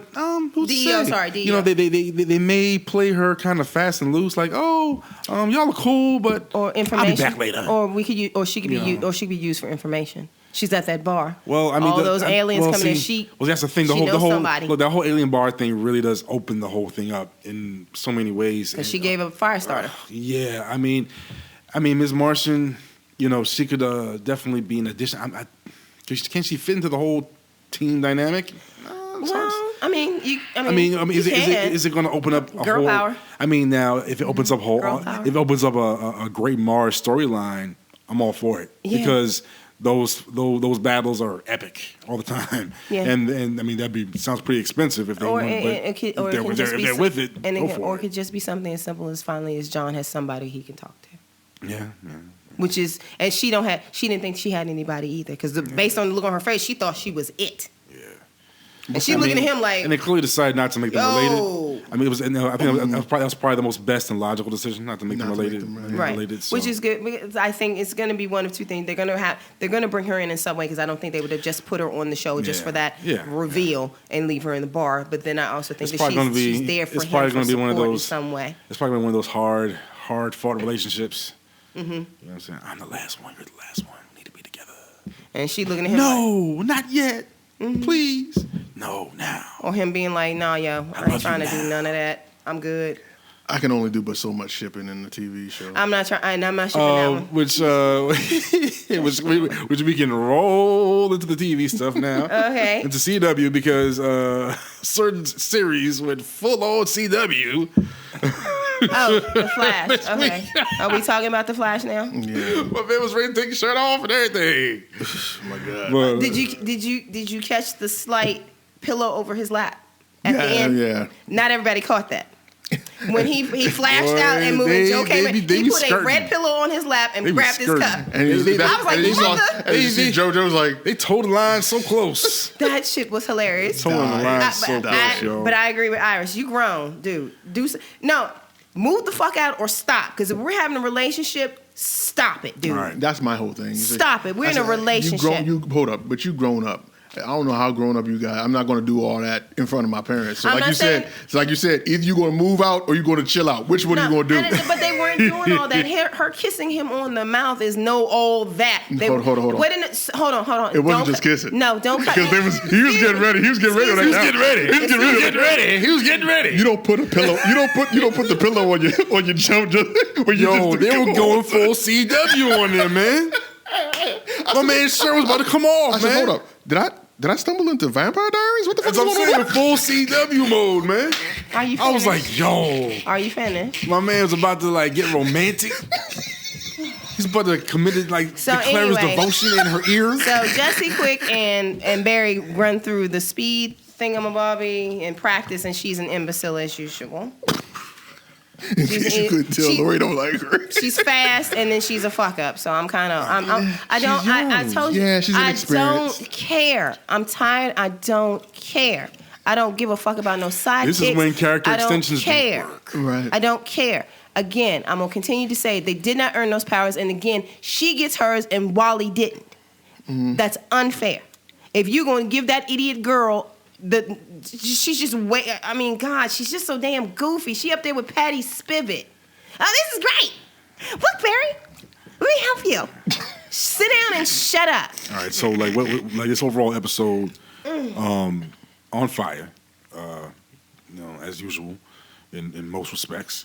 I think mainly they're dealing with the issue of the fact that it's time for Wells and Jesse to go home.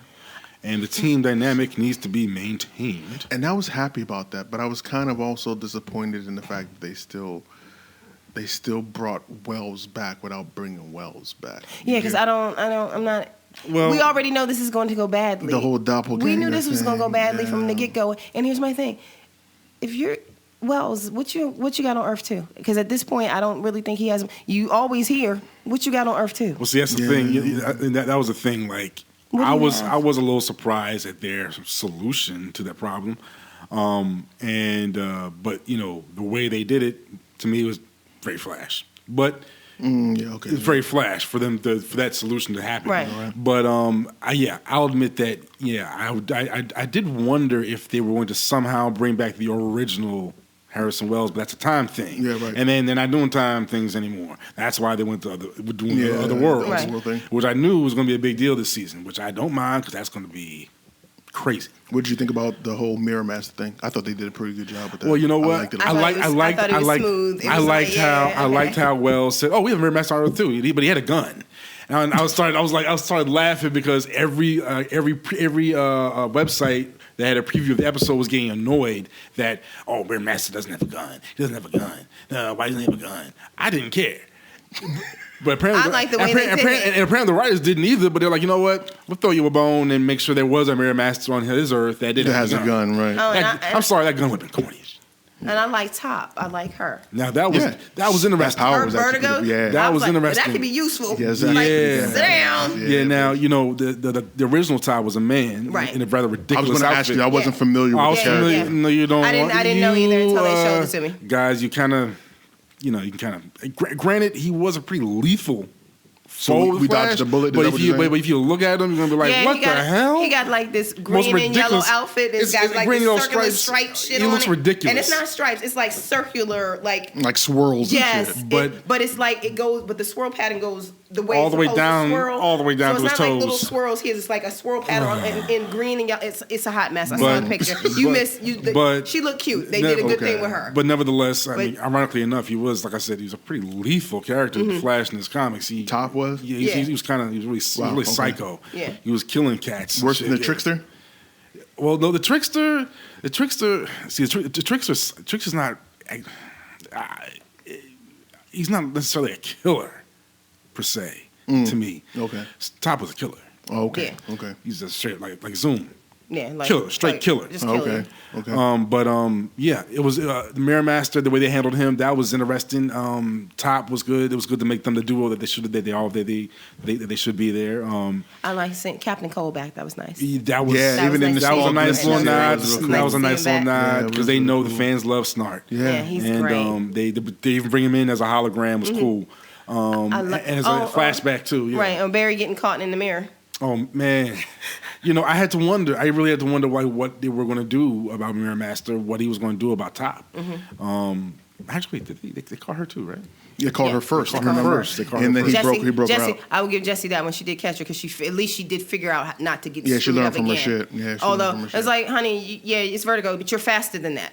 That's all she had to remember. You're faster than vertigo. Remember that. Yeah, right. And that was good. It was like, Shwat! He's like, oh yeah, no, but we done. Which was the messed up part because We're Barry done. told her inside the Yes. subterfuge, she's like, Oh, wait a minute. you fast, but you got to think too. That's what I'm talking Okay. about. She's a dumbass. When he jumped over the thing, she's like, oh, he's like, Yeah. no, you got to see Yeah, you gotta be stuff ahead at of that shit. speed. Now I'm going to point out a little detail that is just telling me how on fire this season really is, because Barry actually exhibited another ability.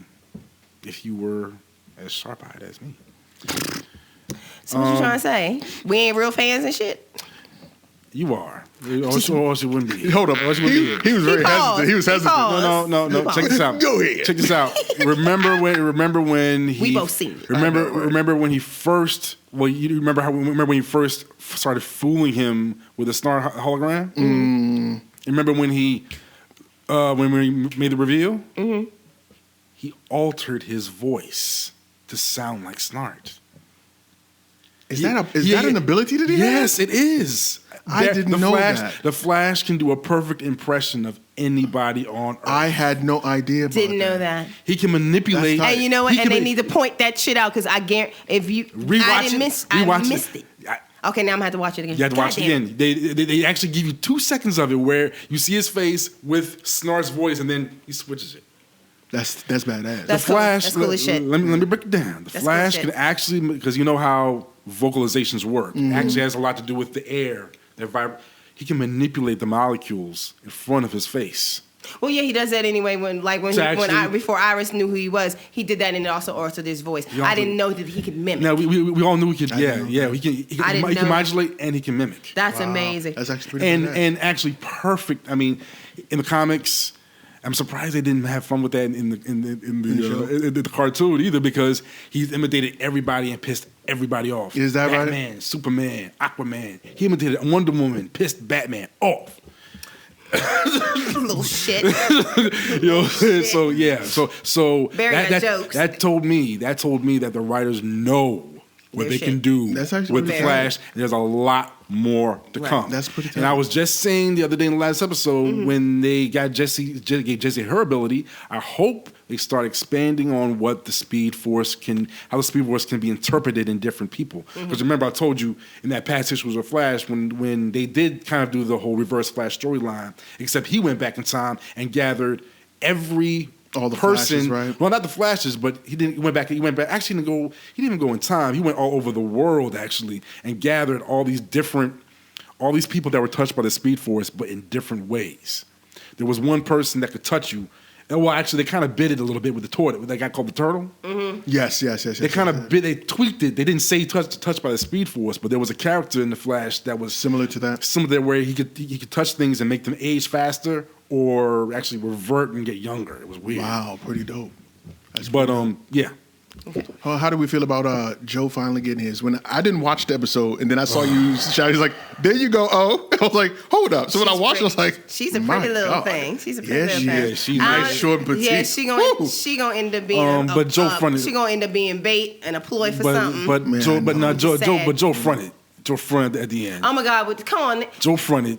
Now, Coffee. Have he not watched Luke Cage? God damn You it! stupid ass. you know what? Shit. You know what though? I would not be surprised if that was a little to Marvel. Right. Little coffee.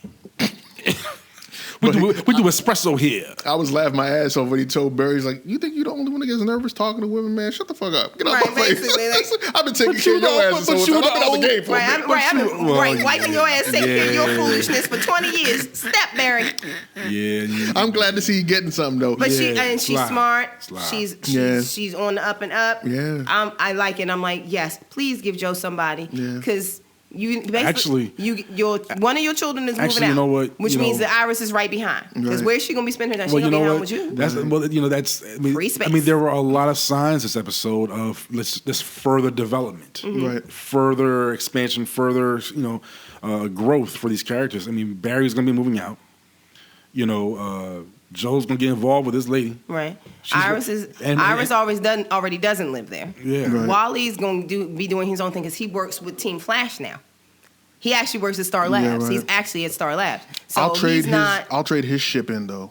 I like him and Jesse. I'd rather see Joe and this lady develop because you've already seen that whole trans-dimensional relationship thing. Yeah, and it's only while she's here it's only while she's here, which is fine. Do you think that they're gonna make her permanent though? Because that's the only way it's really going to end up working. No, because I don't see her. Her coming back every once in a while is fine because he has other things to do on the Flash. Well, see, that's the thing. One thing I think they're going to return to Earth too. I think the Flash team. Team Flash is going back to Earth too. Something's gonna happen. Something's gonna happen. I think that, like I said. I commented on your thread in the group that time travel is definitely out. Time travel is on the shelf. Right. But dimension hopping is on the table, and it's gonna be awesome. And you have to have dimension hopping because if you're going to include Supergirl in any way, shape, or form, or the Legends, that's why to have dimension. That's why they're letting get ready for some dimension hopping. It's gonna be nice. Get ready for some world hopping. Killer Frost. Yes, we're gonna get to that. First of all, her getting him out the mirror. Now look, I was like, boo. Now she's like, hold up. Now see, it's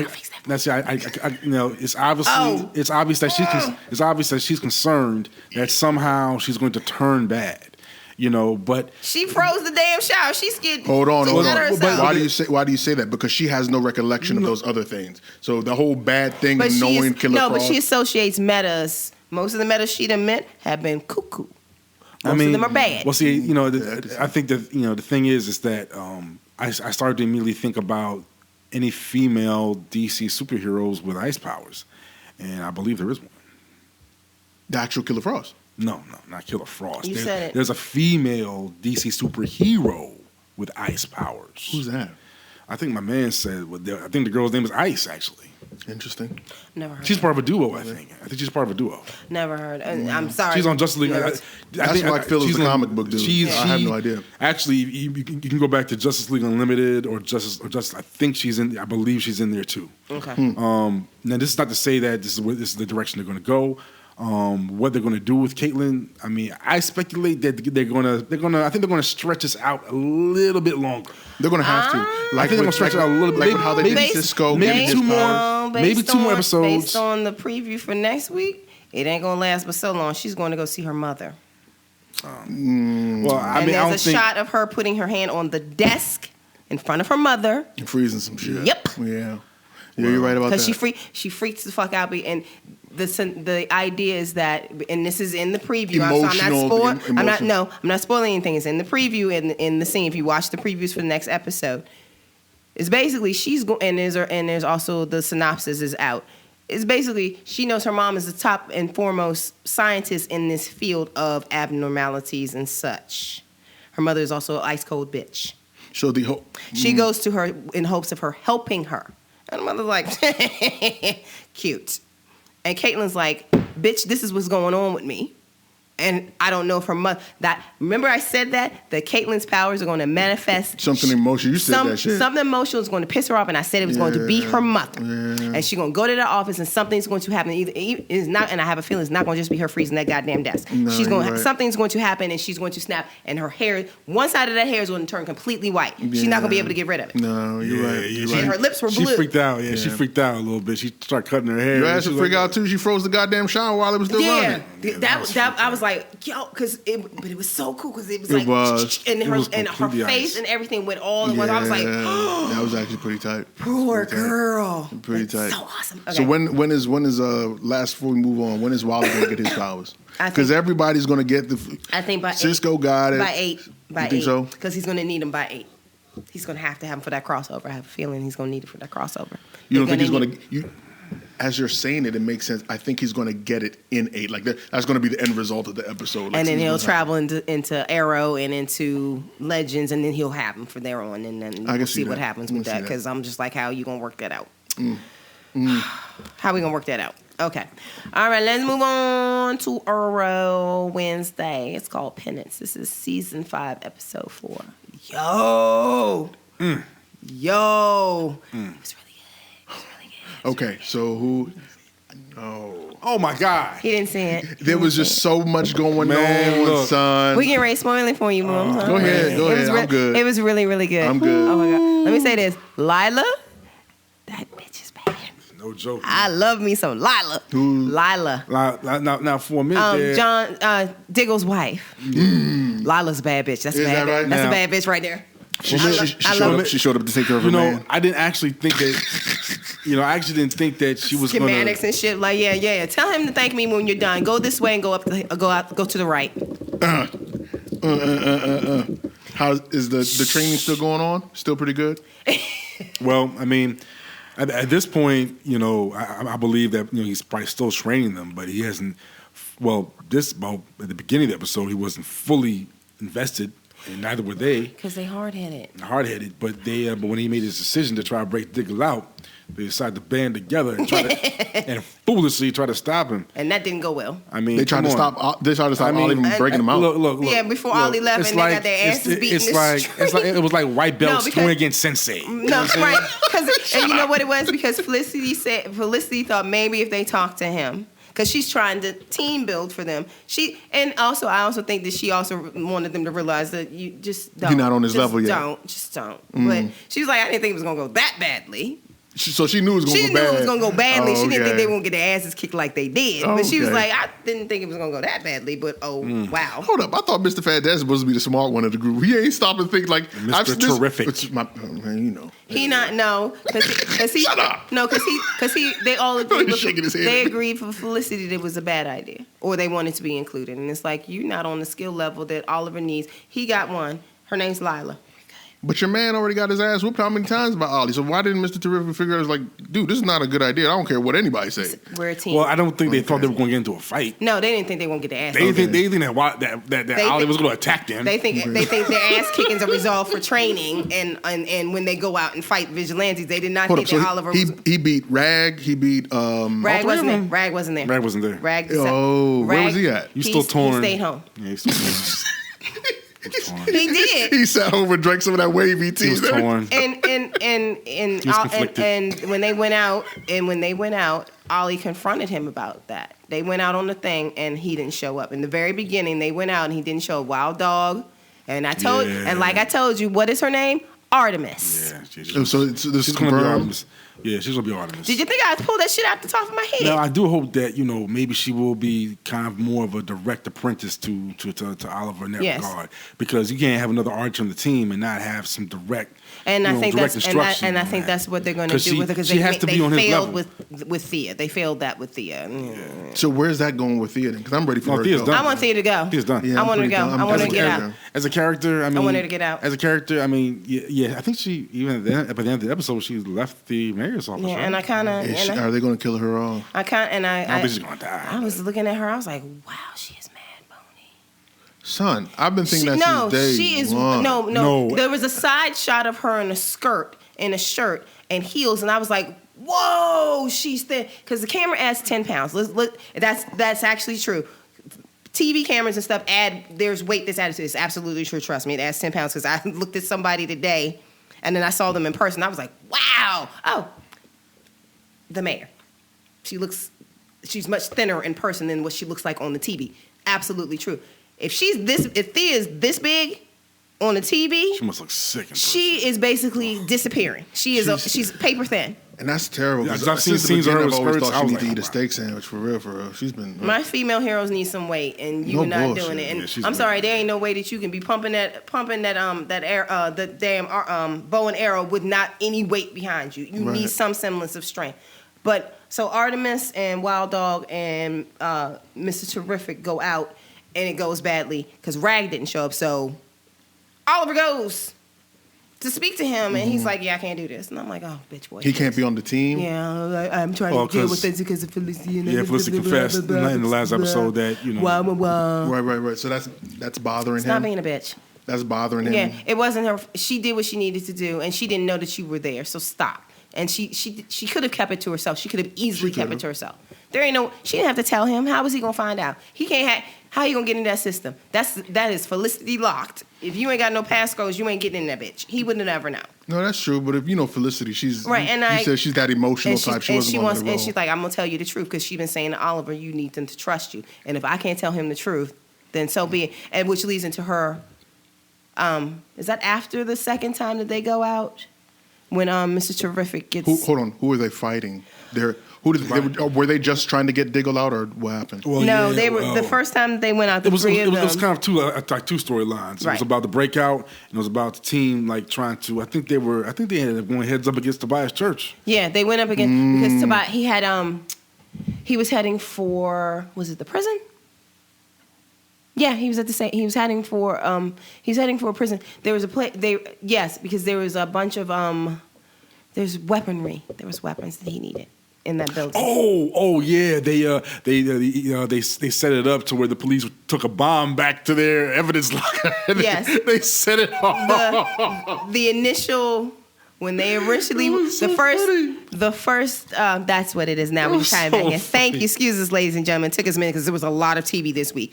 The first mission that they went on with Mr. Terrific, Wild Dog, Artemis, and Oliver at the beginning, the package that they picked up was the one that they ended up putting in the police station that ended up being the bomb. Oliver didn't know this at the time. They put it in the evidence locker. Ding, ding, Tobias blows it up. He's like, thank you. As a matter of fact, Deputy Mayor Lance was there. Yeah, Lance was there. Hold on. To So make they actually made him deputy mayor? Oliver said it at the end of the thing. And He's like, and I actually- take full responsibility for it. But he was fighting. What's her name about announcing and the whole shit? Well, they got over that, and he actually stopped drinking for about 2 weeks at that point. Yeah, he hadn't. so he'd been sober up Yeah, to he had that. been sober sober, 2 and that weeks. was the deal. You had to sober up. But Oliver was like, I take it. Yeah, he's the best. But he's still- Why wouldn't I want him as deputy mayor? He's still want to keep him real with He's him. still Crotchety. depressed.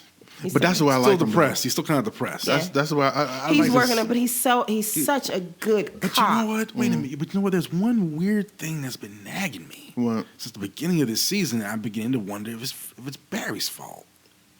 Have you noticed that Lance has not made any reference to White Canary?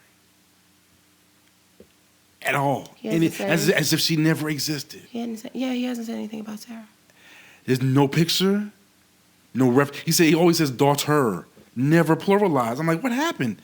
Is it the Legends thing, or did Barry? Was that Barry? That's a good question. That's very interesting. That's very Okay, now I'm gonna have to rewatch. It's it. very- That's a very interesting. interesting point. He's yeah, always- he's only said. Yeah, he he's only not- talked. Ooh. As a matter of fact, That's a very interesting point. what's weird is remember when the historian?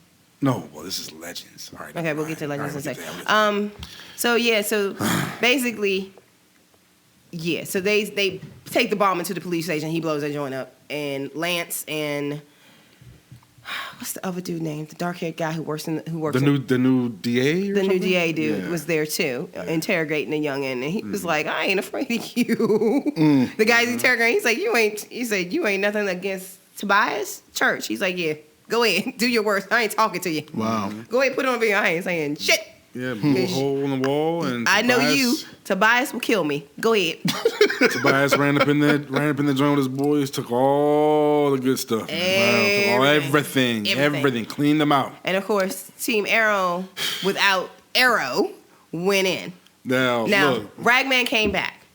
Which is good. Which is cool. Is that how the episode culminated at the end? No, this is not even in. This is like midway. Shut up. Because there's a couple of things, because we still have a side thing with Oliver and Diggle getting out, because that was really good too. Wow. I'll get to that in a second. So they get in there. And you have DVR, yo? Yeah, I DVR'd it though. I just didn't get a chance to watch it. Ragman kind of comes to his senses. Felicity goes and talks to him. Okay. And she basically apologizes to him and says, look, I'm sorry, but we need you. I'm glad they wrapped that up. Right. She's like, we need you. And I understand. And she ran down his entire history, who his father was.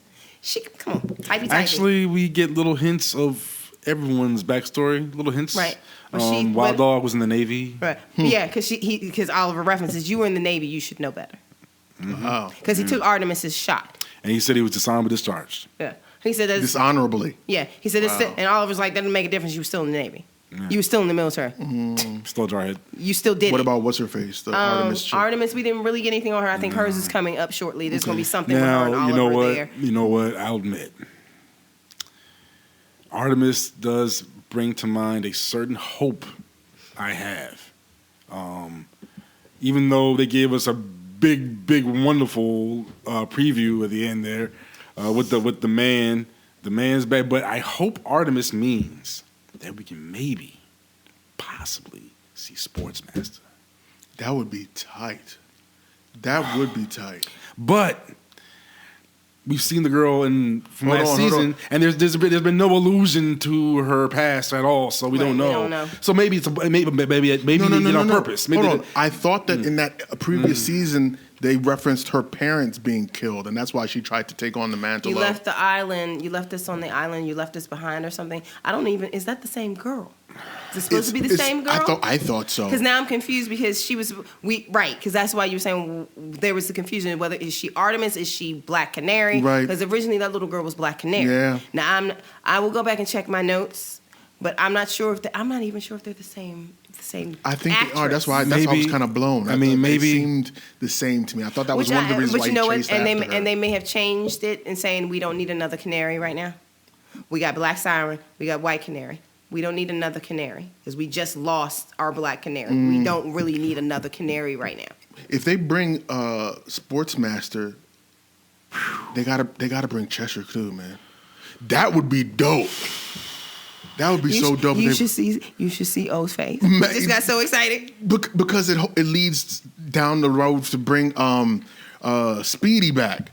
And that whole relationship, bananas. But go ahead, man. I'm sorry. I know, man. I mean, but I mean, maybe they left Artemis's backstory a blank slate, maybe to slide in that new stuff, that fresh. Because as we know, at the end of the episode, well, of course, I had to get to the part where Tobias Church proceeds to look. Whenever this brother reaches into his pockets, I start getting scared. Like, bruh. Here's my thing. Do not try and take on the large black man in the nice suit coat with the titanium knuckles. Okay, and those aren't brass. And the 4 sexy Asian brass, dudes with guns. Don't take the black dude on with the Asian dudes behind him. Just let them youngins go. Just let them do whatever they're gonna do. Cause no, and Wild Dog think he gonna beat somebody and gonna take on somebody. Wild Dog, you can get your ass whipped. When the first blow he took from them knuckles, he was on the ground. You know what I'm laid out. It's funny because I think this is going to be the first time we're going to see a bad guy in Arrow that doesn't seem to have some sort of ability. You get what I'm saying? He's just a big dude that knows how to fight. Yeah, and I think that's actually pretty cool. I mean, I don't know how long they can stretch it, but I mean, I think that's pretty cool. I think they could do it. Well, he's not in it. He's not like all over it every episode, and there's enough for you to. Yeah, they've been. You talk about him, but you don't see him. They've introduced Tobias Church, and they've been including him and alluding to him, and kind of have him on the fringes there. Like they have not unveiled his end game yet. Which I guess you gotta do that, to keep me watching because I'm like, okay, bro, what's all this about? What's all this about? You know what I'm saying? I mean, granted, there's the street shit. We can get into some street shit, money, blocks, whatever. Y'all can go back and forth, but at one point, what's the brass ring that you're going for? Right.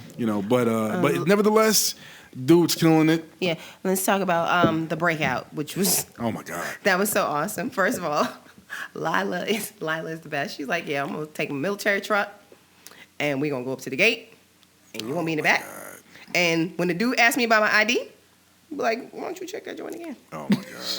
And she just sat there and looked at him. She's like, you really want me to go an hour back to get some paperwork? Check your thing in. Why don't you refresh the Wi-Fi or something? And he did, and she's like, thank you. Yeah, it worked. And they got in, and it was Oliver. I like Diggle's reaction to Oliver. Like, damn, you don't listen to. I said, don't break me up, but you here. And Oliver, like, they expecting to be one dude in here. Do you want him to see two? You coming? And Diggle's looking at him like, you. Yeah, they stole some anti-molecular compound that can makes do holes. anything. And they literally put a hole in the Basically, floor. he just sprayed it, and they talking. They having Nigga, you talking about some old Looney Tune shit? You should just make some hole in the ground, just jump to that motherfucker. I'm talking about a comic book show, bro. Right. It makes sense. Batman got some shit like that, too. You know what I'm saying? It's comic book Come shit. on, it's comic book. Think about it. You were just talking about Ragman. And it's Arrow. You know what's funny? Arrow. He's supposed to have gadgets. But still, Come on, man, now. I'm thinking to myself, you're like, come on, man. When you pull out the little black circle from your little knapsack and you just threw the joint, you jump through the hole. Like, that's actually trademarked by WB. So yeah, so we can't use really that. use fake holes like that. But that's WB though. No. WB cartoon, WB TV. Shut up, both of y'all. Basically, he was like, so let me guess, Lila has something to do, and she's like, yeah, he can thank me later, but right now y'all need to do this and get the fuck out. Yeah. And needless to say, the boss bitch that she is, did she steal that motherfucking plane? She stole the I plane. think she did. Yeah. She stole that plane off the tarmac. off the tarmac at the base to rescue Oliver and Diggle off the out the yard. Look, man. Like that Batman. Like when Bruce Wayne and Batman snatched up him and the Asian dude Lau in the plane. That's basically what she did. Oh, they were like, put your hands up, Diggles. And Oliver's like, don't move. Like, bruh, and she in the plane like this. There is no stopping Mama Bear. That's looking down. She's like, no stopping. No stopping. There is no stopping. When your woman decides to do something for you. Yeah, no bull. She wasn't fucking around. She wasn't. And Oliver was not going. Oliver didn't blink twice. Lila was like, "We're gonna do this." He's like, "Okay." I was like, all right. When we going? Yeah, and how you want to do this? And look on his face told me like that he knew that, you know what? There's no arguing with it. Yeah, let's go. No, that he had nothing to worry about. Right, because she had it. She had it. He was and she like, was okay. exactly where he needed. She did everything she needed to do. All she needed to do was get Diggle out and follow her. She even gave him directions once they went down out of the hole. She's like, go this way and go this way. And she got them to where they needed to be. And she was like, nope. Now, wow. but I think that's pretty much where the episode concluded, right? Yeah, because Mr. Terrific got in their haste of getting people out of the prison when Church came in. Mr. Terrific got hit in the back with a knife. Yeah, he's fine. But that was the deterrent. And guess who shows up to save them? Lila. Lance. Are you serious? Yeah, he shows up in the van, like, get in! Because shit. Felicity, because they're like, we need an extract. Felicity's like, 2 minutes. And he rolled up in the van, get in! I was like, yeah! So I'm sober, bitch. Let's roll. Get in my car. As a matter of fact, they were all shocked. They were like, you? He's like, yeah. shit. He's All like, right, yeah, let's get go. in the van. We gotta go. Damn, and then he told them that Wild Dog had been taken, and they were like, okay, we can't. And Tobias is working him over right now. So the episode ended with Wild Dog in the captures, the clutches of right, Tobias. because Diggle and Lila are now holed up at Hive, the old Hive building. That's where Oliver put them. But I am hoping nobody else would know that. I do hope that Diggle gets back on the team officially. Yeah, no bull. Because he's gonna be the one that's gonna get those guys in shape. Yeah, no bull. Diggle's the best. He's gonna be the one. Diggle's the best man one to do for it. right. He's the best one He's for the it. man with the job. Right, because he's tough, but he's fair. He's due for an upgrade anyway. Do you think that they're right? Before we move on, do you think that he and Oliver, or should I say he, has gotten over that whole bullshit that he and Oliver had, that whole beef that they had? The reason why they left and he left. I mean, Oliver's over it. And Diggle's. But Diggle. Well, it was penance. That's what it was. They had a conversation about that, and then Diggle, he's like, Oliver goes, yes, I understand that you killed him. Fine, you killed your brother. I get that. He said, but you're doing penance for something you did not do. Do your penance outside for that. You're staying in jail in this situation that you were being framed for to do penance for something that you weren't held responsible. You think you should have been held responsible for killing your brother. Right. And he's like, this is not the way you do your penance. Do your penance. Oops, sorry. Sorry. Name that tune. So he's basically like, do your penance out here. You can do more good with me out here than you can sitting in this cell. And basically, he was like, you and Lila are right. He's like, one way or another, either you and I leaving together or they're going to find two of us in here. Wow. Okay. And Oliver was perfectly willing to do it. So it was a good episode. I thoroughly enjoyed it. And just one more thing, the preview. Tobias Church decides to go, I believe he was the one that decided to go all out and bring back the man, the myth, the legend, Deathstroke. He's back. How does he? And the outfit. I mean, his armor. His armor looks better than it did before. It actually does. Actually, it does not look the same. I could have sworn it looks better. So he wasn't. So he didn't die. No, he wasn't. He was in prison. Remember, he was in prison on the island. But he escaped. He escaped. Yes, he escaped. We never knew what happened after that. They left that open ended so they could have a nice long negotiation contract with Mr. Manny Bennett. Yeah, they want him like you know what? We want you to sit at home and stay in shape and don't do nothing, okay? And we'll call you. And we'll call you when we need. We'll send you that contract in about 3 months. Right? Because just be ready. 2 years later. There you are. The contract will be there in 2 weeks. Right. And then 1 more year later. Right. and then they're like, okay, sir, your car is here. But like, I didn't get no script. Read it in the car. Read it in the car. Read it in the car on the flight to Vancouver. You got a couple of hours. Just read it. That dude is Australian, right? In real life? I believe so. I'm not sure. And to be honest with you, man, I hope they ride the Deathstroke thing till the wheels fall off. Let those two scrap it out until someone loses a limb. That'll be an entertaining fight right there. What'd you do to my You're so stupid. Legends of Tomorrow, Season 2, Episode 3, Shogun.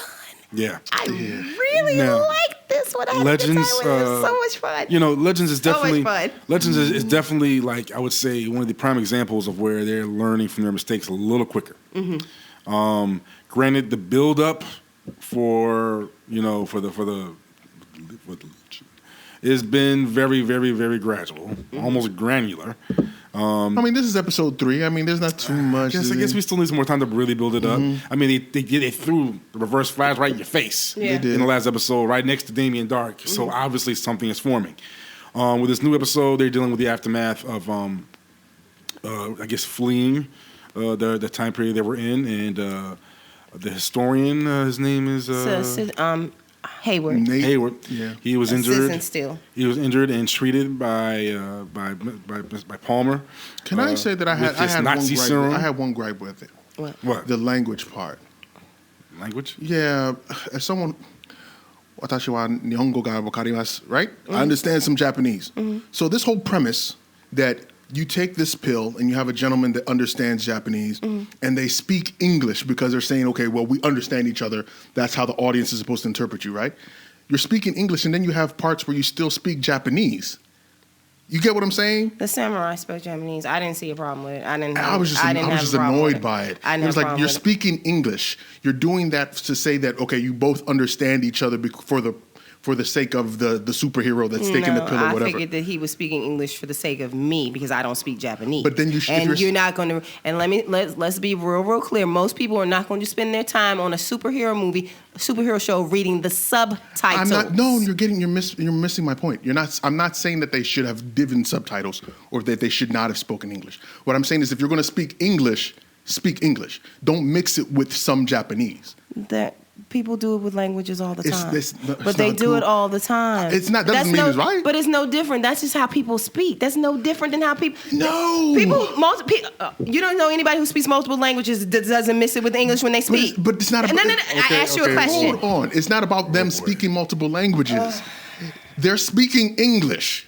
Don't say you're speaking English and telling the viewer, we're speaking English for this particular reason. Hold on. Are you referring specifically to the scene with the Atom and when he in the crater when he was talking to the samurai? They're talking in English and all of a sudden she says konnichiwa.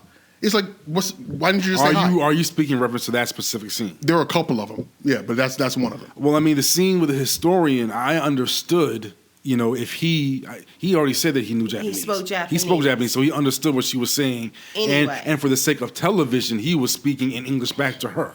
That was for television's sake. The part with Palmer and the samurai. The only thing I could figure at that point that he might have just taken the pill. He took the pill so they could understand what he was saying in English. He could speak in English and they would understand it in Japanese. That's what he did. He did like this, and he dropped it and he said, "Can you understand me now?" But there were multiple parts after that where they interjected Japanese. You've already established that you've taken the pill so you guys can understand each other. You're speaking English. Then there were parts where they dropped Japanese. Wait. Those scenes were when the Japanese people were speaking to each other. No. We'll go back and watch it. Go ahead. So anyway, so the episode, that was my first gripe. My second gripe, though, and I don't know, maybe I'm being a little too sensitive, but Vixen, if you remember for like the past several episodes, when she like calls on an animal, the only animal she kept calling on was a goddamn gorilla. I don't know about you, but an African woman calling on a totem that's only a gorilla for like how long kind of bothered me. She needed it for strength. She could have used an elephant. Oh my God. Okay. It's just, I'm being a little bit sensitive. All right, let's move forward with the actual plot of the episode. Nevertheless, we're dealing with Stop crying, Lori. I'm not crying. I just think that's it was a pointless thing to do. It wasn't a racial thing. It made sense for but you said it in such a way that the African woman is pulling up the gorilla. It just made me feel awkward, Lori. And for most people, I assumed it was for strength because the elephant was not the first thing I would have thought of. They did it through the CW on the seed. Oh my God. Okay, you win. All right, thank you. All right. Now, we're dealing with the aftermath of the treatment that the historian, what's his name again? Nate. Haywood. He received that treatment, and what they immediately revealed to you was that he did gain some ability, and he became the carrier. He became, what we know as Major Steel. He didn't pick the name quite yet. He was still deciding on it.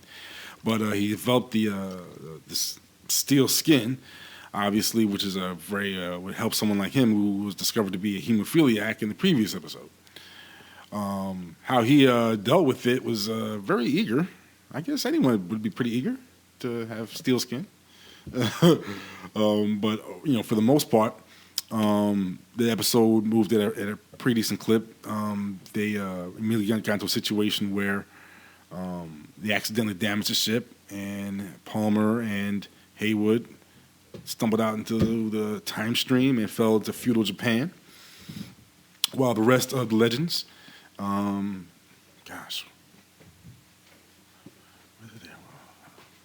my gosh, I think this was the one episode that I did not finish watching. What are you lost on? After the scene I remember was when Haywood was going into the into the girl's father's home, and he said, "Oh, that's a nice name." And then he went to commercial. Oh, and he took her inside the joint. Oh, okay. Yeah, I can't.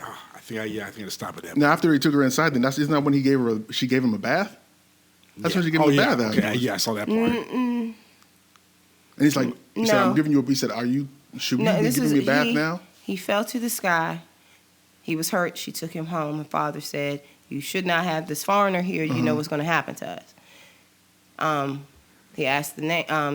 Ray asked the name. That was later on. He helped her, and then I'm sorry because I'm drawing a blank. I watched it today.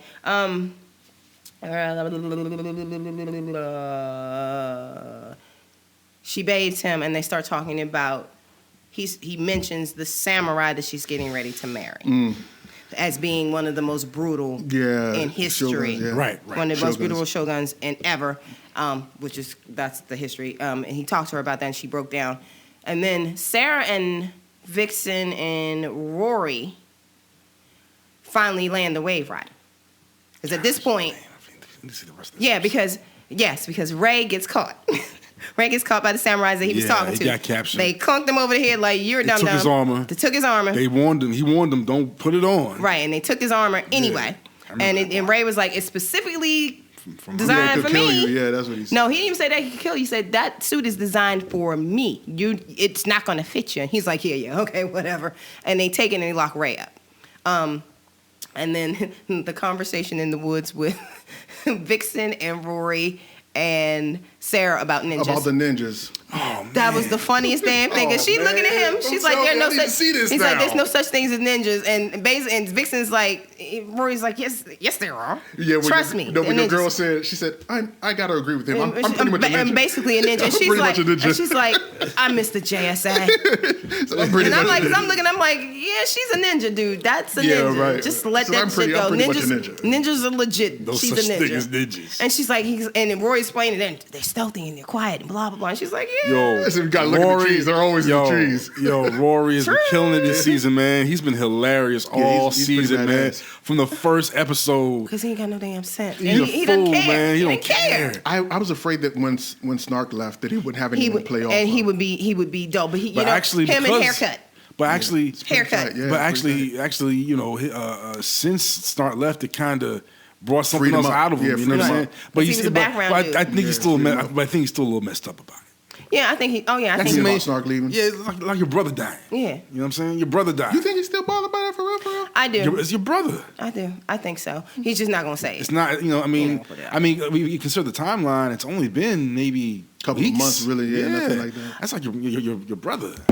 Jackson and Stein stay on the Wave Rider to fix it, and they find a extra compartment that he didn't Yeah. tell them about. It was Gideon full of said. weapons, though, right? Gideon says, "Hey, all 36 compartments are Yeah, up to level and operational, are right? off the range." And he's like 36. He's a Rip Hunter made sure I knew every single inch of this Wave Rider. And he said, when I learned it, it was 35 Right. compartments. So Dr. Stein was like, where are the schematics? He's like, we need to fix the time. He's like, we can do that after we investigate. Aren't you intrigued? Yeah. So they did this With his schematics, nosy and ass. they found a 36 wall panel in the area, in the, I guess it's the engine room. Mm-hmm. And they remove the panel and they find it and they go in. Remember that lovely message that we heard from Barry? That's the one I did not Early. hear the full message. When he goes, I'm sorry to contact you. It's 2046, 2056. 2056. Old man Barry. It was at the beginning of the end of last season, I believe. Rip Hunter got a future message from Barry Allen. Oh, an audio message, right? Yes, Oh, and he's like, man. but you cannot tell they finishes it, but whatever I'm getting ready to tell you, you cannot tell the rest of your teams. You cannot tell the legend. Do they allow I don't remember. They don't play the audio, but you know that Stein and Jax. I thought I was missing something. But you know that Stein and Jax Listen to heard it. it. Yeah, right. Because they looking, because Jax is like, that's from Barry Allen. Yeah, right. It's blinking. Can we play that? Boop. And he played it, and then you hear old Barry, and I'm like, first of all, I like how they aged Grant Gustin's voice, because it still sounds like him, but he sounds like an old, grizzled man. I was didn't like, know it yes! was him until after the show. I was like, yes, yeah, great. I thought that was pretty They did a tight. really good job with Yeah. aging his voice. I was like, yeah, that makes sense. What you should sound like that. My Flash should sound like that. Because he sounded like there's some shit that went down. But they went in there, and there's this cachet of Legends weapons. And they're like, why in the fuck wouldn't he tell us about this? But there's a list of names and people's and information associated with each one. on that screen where Barry's name was flashing. There's other names on there of people, other superheroes that contact Rip Hunter for some reason. But Barry left that message very specifically, and Rip put it in that room and sealed it up so they wouldn't hear it. And I think that has something to do with why he left. I think there was another time journey that he needed to do to prevent something that Barry told him about. I've always thought that Rip Someone Hunter. needs to come in I've back. always thought that Rip Hunter. I've always thought that Rip Hunter deliberately omitted mention of, the big three for time-related reasons. That they should not be aware of these people because of the impact these individuals have on the timeline. Mm-hmm. If you hear about someone this grand and you figure your mind starts going to different places. Like, oh, this is possible, then why not just go back to him and get him to solve this? Right. Then, no. Do not mess with Superman's timeline. Right, exactly. He needs to do what he needs to do because obviously they mess with the timelines of these important figures, fuck some shit up. Mm-hmm. And actually, there's something that alludes directly to Flashpoint. When you mess with the timelines of these pivotal figures that stand out in time, it just messes with everything. Right. You mess with Batman's timeline. You go, everything. You mess with Wonder Woman's timeline, you're gonna mess. You mess with Aquaman's timeline, you're gonna mess up everything. You know, so I think Rip Hunter deliberately said, I'm not even gonna say their name. He hints at them. Yeah. Man of Steel's fall and Dark Knight's fall, but he never says their name. names. I think that's for a reason, for a time-related reason. I'm assuming they're going to eventually have to tie all those things in. You don't bring Superman into Supergirl not to allow him to branch in with. Well, they said that Supergirl's not really going to play a big role in the crossover. No, they said she'll be part of it, but it's not going to be like this gigantic role like Barry and Oliver and possibly the Legends. She's going to be. I mean, Oliver's going to meet her. He's going to get to see and be like, oh shit. Kryptonians. That's a little disappointing. Are the Legends going to be on anybody else's show? She's part of it. She will be involved, but she's not going to be as giant as she is. She's on a big role. And she's also on a different Earth. We still have to remember how we explain that. She's on a different time. She's on a different time show. But are we going to see the Legends on a different show? They're coming because they don't have any. There's no reason. They don't have to. They are not bound by anything. No, I mean just bringing. You bring a cast that large into like a cast like the plan. The Flash. That's the plan. They're going to cross over somewhere. Either the Flash and them are going there, or but it may not be the whole Flash. It may not be the whole Flash family. It might be Barry. Because that's a lot of folks. And maybe maybe a couple of shots of them standing in Star Labs looking to help Barry and hearing them over Tom. I think it's fairly obvious. But I think they can do it because they've done it. Yeah, before. I mean it's fairly obvious there's going to be a central focus on Ollie, Barry. Kara, I guess, and maybe White Canary. And White Canary and probably Firestorm will probably be central to the crossover. Central, and Rip Hunter himself maybe be central to it too. To Why the story. Do you say White Canary? Because she's the most prominent out of. She's currently the leader of the Legends. She's in charge. She's in charge. She is the leader. She determines what they do, where they do. Because at one point she told Rory and Vixen, if you two gonna start fighting, I'm gonna drop you off. I'm gonna drop your ass in whatever time dimension of my choosing together. 2016, 2017, and man, brothers going to deal with their sexism so directly. Mm-hmm. You have to deal with it. Vixen. Giving Rory the star at the end. She got a ninja star from him, from one of the ninjas. Because he actually got to fight them. And she threw it at him. He's like, what are you trying to kill me again? She's like, in case you need proof that they're ninjas. And she threw it in. He was like, in his sandwich, yeah. He's like a little kid. And, let me see. I'm glad she changed her outfit, though, too. I do. Nice, she looks great. I like that. I'm tired of do the Vixen thing when you out fighting, boo-boo. Because she also managed to wear Vixen colors while she was in the Edo period. If you look at her outfit, she had a yellow, she had a green somewhere, and she had black. She had on her Vixen colors. I will say, Sarah is the shit. Yeah, that fight scene was actually she could be my bodyguard any motherfucking time. Because he was like, I was trained by the so-and-so. She was like, League Assassin, class of 09. Stupid. Bring it, nigga. That last scene was very anime too. She was when he faced off. She was awesome as shit. Yeah, and please check. I'll put it up later. Please check the Blerdverse podcast page. There's a clip of Katie Lotz doing her own stunts for that scene. She actually did her own stunts and did her own fights with the swords. And she is now on the Woman Crush list. She's awesome. I like her. Okay. All right. Let's get on to. Do we want to do Vixen or do we want to do Walking Dead? Oh my God. Because we just hit the 2-hour mark. Okay. All right. Okay, you know what? It's going to be a special extended episode of the Blerdverse podcast because we're going to we're going to do Vixen some justice as a whole next episode. Yeah. So we can catch up because we're actually 2 episodes behind. Yeah. On Vixen. I mean, WC, get up on your notifications, please. I asked for notifications. You didn't give me. Right. I had to go search for mine. You ain't tell nobody nothing. So we're going to have to close our episode out with the season 7 premiere of The Walking Dead, of which only 2 of us have seen, I think.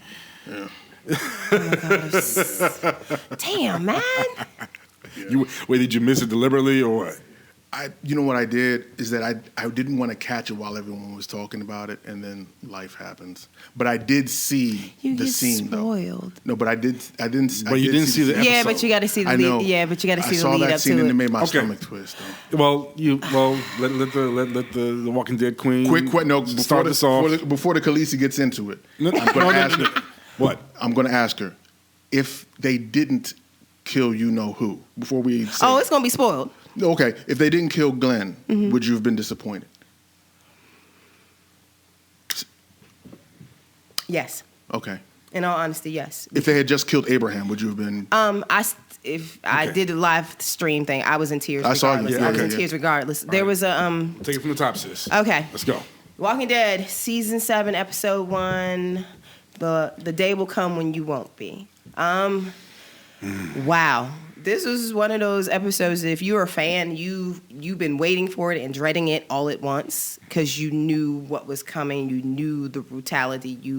And you were hoping for the brutality as well. Yeah, you got a pretty good idea. Yeah. I didn't. My concern was that, I didn't really have a concern because I know that Greg Nicotero and Scott S. Gimble and Robert Kirkman were not going to water down the violence of it. Right. There were some people who had backlashes like, oh my God, it's so violent. I'm like, there's no... Have you not been watching this Exactly. Haven't you not been watching since season whatever? Mm-hmm. It's no more violent than the trough scene at the beginning of season 5 with Terminus, or with Carol shooting a little girl, or anytime we see walkers on screen. Yeah, no bullshit. This is The Walking Dead. So if you didn't expect blood and gore and a lot of squish with somebody who's hitting people with a barbed wire bat, then you don't know what show you're watching. I think it was an excellent. I actually think this is one of my favorite premieres. One of my favorites. Because my second favorite is Terminus. Because I think that was just hands down like, yes, Carol, badass. But this one, even though I knew what was going to happen, I'm a spoiler person. It ain't gonna skip. I'm not one of those people. I knew in advance who was going to die, but I'd already had my predictions a while ago, and it was likely of 2, Abraham and Glenn. Spoilers if you ain't seen it. And Glenn's death made the most sense, but to add Abraham at the beginning... Did it make the most sense because that's what was already written for you? For me, it made the most sense because Maggie's arc has to take place. Glenn has to die for Maggie's arc to take place. I'm sorry. Spoilers from a 12-year-old comic book. But in order for... In the graphic... When Glenn is killed, although this Maggie is very, very different from the one in the graphic, because the one in the graphic is kind of weak at this point. Yeah, still kind of. This Maggie is strong and badass and been kicking ass for 4 seasons. She's the farmer's daughter who knows how to handle herself. Is she pregnant in the comic too? I don't remember. Yes, because little Herschel gets born. Okay. She is pregnant, and at the time when Glenn dies, she's going to take her life and the baby's. Go ahead. But then she gets her shit together in the thing.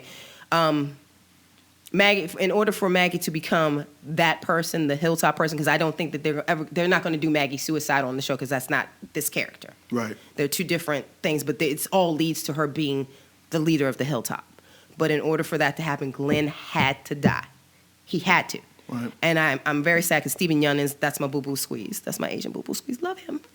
And I'm sad to see him go. I'm also very sad to see Michael Cutlets go, Abraham, who, by the way, if you guys didn't catch it, Abraham gave Sasha the peace sign before he died. The thing that they do to each other, he did it on the side, and she burst into tears. And I lost my mind. That was him getting hit. Because when he said Abraham, my heart dropped. I knew it was coming, but most of us had this built-up anticipation for this season because we were left on that cliffhanger. And yes, I will admit it, initially I was pissed with the cliffhanger. But then I thought about it, and I was like, it's not about who dies. It's what happens to them after they die. Who do they become? And it's going to be tragic to lose these people. But Abraham was touching to me because it was Sasha's reaction. Because when he said it, she went... What's her name? When Negan said, and you were in, she kind of went... Oh. And then he did the peace sign thing before he got hit. And that was it for me, and I was bawling. Was his as graphic as Glenn's? Yes. Okay. Oh God, yes. Squishy noise and paplap and it wasn't as his initial hit wasn't as graphic as Glenn's initial hit. Glenn's Glenn's killing is exactly like frame for frame, like in the band. Shot for shot, down to the eyeball. Yeah, right. From the comic. And Stephen Yeun asked for it. He said it on The Talking Dead. He said, I asked them not to give that death to anyone else. He knew 2 years ago. Are you serious? Kirkman and them started talking about it 2 years ago because it leads up to All Out War. Right. He has to die. And he asked, do not give that death to anybody else. Don't soften it up. No, I have to have that. It has to be my character. It has to be me. Like, and Cutlets had said the same thing on the show. He said, I knew I was on borrowed time from the get-go because Denise took his death. She took the arrow to the eye, which he got in the comics. He said, so I knew I was on borrowed time. And he said, and this is a great way to go. The Rick Negan dynamic broke me as well. Him punking him. And basically, like a dog. He's a beat, wet, hungry dog at this point. And I hate Negan. I fucking hate him. And I was emotionally distraught for the 20 minutes of that scene. And I blame Daryl. Even though it was going to happen anyway, I blame Daryl. I completely blame Daryl. Because if you hadn't lashed out, maybe Glenn could have lived another day. You decided you want to be Billy Badass after you've been bleeding for 17 hours. You going to get up and punch the dude that just bashed one of your friends' heads in. You thought that was a good look. You thought that was a good idea. I mean, you know... I'm sorry I went on a rant. Oh, no, that's cool. You know, this was definitely one of the most visceral premieres I've ever seen for The Walking Dead, hands down. Like psychologically, so extreme. You know, the theme. You know, I think the theme of the day was subjugation, like ultimate, complete, and utter subjugation. I don't think I've ever seen anything so deliberately laid out in terms of a clear-cut purpose to strip you of any sense of hope that you ever had for the past year, 2 years. He made all of that irrelevant in a few minutes. Everything they worked for, everything they fought for, done in 4 or 5 swipes of a bat. As you said, it was very faithful to the comic. Jeffrey Dean Morgan's performance was absolutely awesome and despicable at the same time. What I began to see now, and it had me very curious as to like where this began. Where does your power come from? How did you get here to this point to be standing in front of a row of people? And about 60 or 80 of your own armed followers with a barb, like at what point do you get up and realize, like how, where did you come from, bro? I have to get a rack to of this 60 point, folks with to decide that, you know what? With automatic weapons that will stand here and watch me bash somebody's head in and not take a shot at me. Yeah, what did I do? I'm like, where does the human mind go? Where does it come from to get to this point where you just casually make the decision to split someone's skull open? To prove a point. And just to prove a point. And the sad just to educate somebody. And the sad thing was, he said that. He said that it was just to to them. educate you. He said, the first one's free. Abraham's was going to happen regardless. Somebody was going to die. Daryl got Glenn killed. And that's why I say, and I like Daryl, but Daryl got Glenn killed because Daryl got Abraham. No, Daryl got Glenn killed. No, Daryl got Glenn killed. Glenn was the second person that was hit. He was not first, because at that point, Negan had done everything he was going to do. He had beat the crap out of the person he was going to beat the crap out of. It was this, that, and the other thing. And Daryl decided, because he was taunting Rosita. Negan was taunting her with the bat. Look at it. Because he's like, oh, did that guy mean something to you? Because he didn't notice Sasha's. Sasha's tough chick, and Rosita's in blah, blah, blah. And he's like, oh, he means something to you? Look at the bat. And Daryl's like, leave her alone. That's enough. And he jumped up and punched him. And he was like, told you the first one's free. Now I told you, you're going to listen. And now let's resume our regular scheduled program. And he bashed the shit out of Glenn. And like I just read recently, I I guess I have to still confirm it, but I just read recently that Michael Cudlitz actually improvised that peace sign. Mm-hmm. Yeah. Yeah, right. It wasn't in the thing. That wasn't in the script. Her reaction was natural. It was improvised too. Yeah. Wasn't in the script. Wasn't script. No. Now getting into what what he put Rick through. Hold on, before you guys continue, given everything that's happened, how that whole scene developed, and I guess the emotional connection that you had to the characters and seeing all that happen. Yeah. Is there anything else that could happen in this season that could jerk you emotionally that way? Well, see, that's Can you foresee anything at this point? Damn. Well, see, I thought you had me at the beginning. You ain't. Well, you know what? I'm afraid. You know what? I'm afraid. Well, I don't know if I want to do that right now. Well, you know what? I mean, that's the thing. Like, I'm only fascinated as to where do you possibly go from here, like, and I'm only getting hints that it's only going to get worse. Whatever arrangement they've made, whatever arrangement they made with them, the state that they left them in, that Negan left them in, so many different emotions and so many. I mean, what else they could do? I don't even know if there's going to be any more. He taunted Rick. He made Rick put Rick in a position and told him to cut his son's arm off, or I'm going to kill everybody. I think we're going to see a lot more psychological abuse. That kid than anything. Carl, that kid. In that moment, I was like, Carl, love you, because he was like, just do it.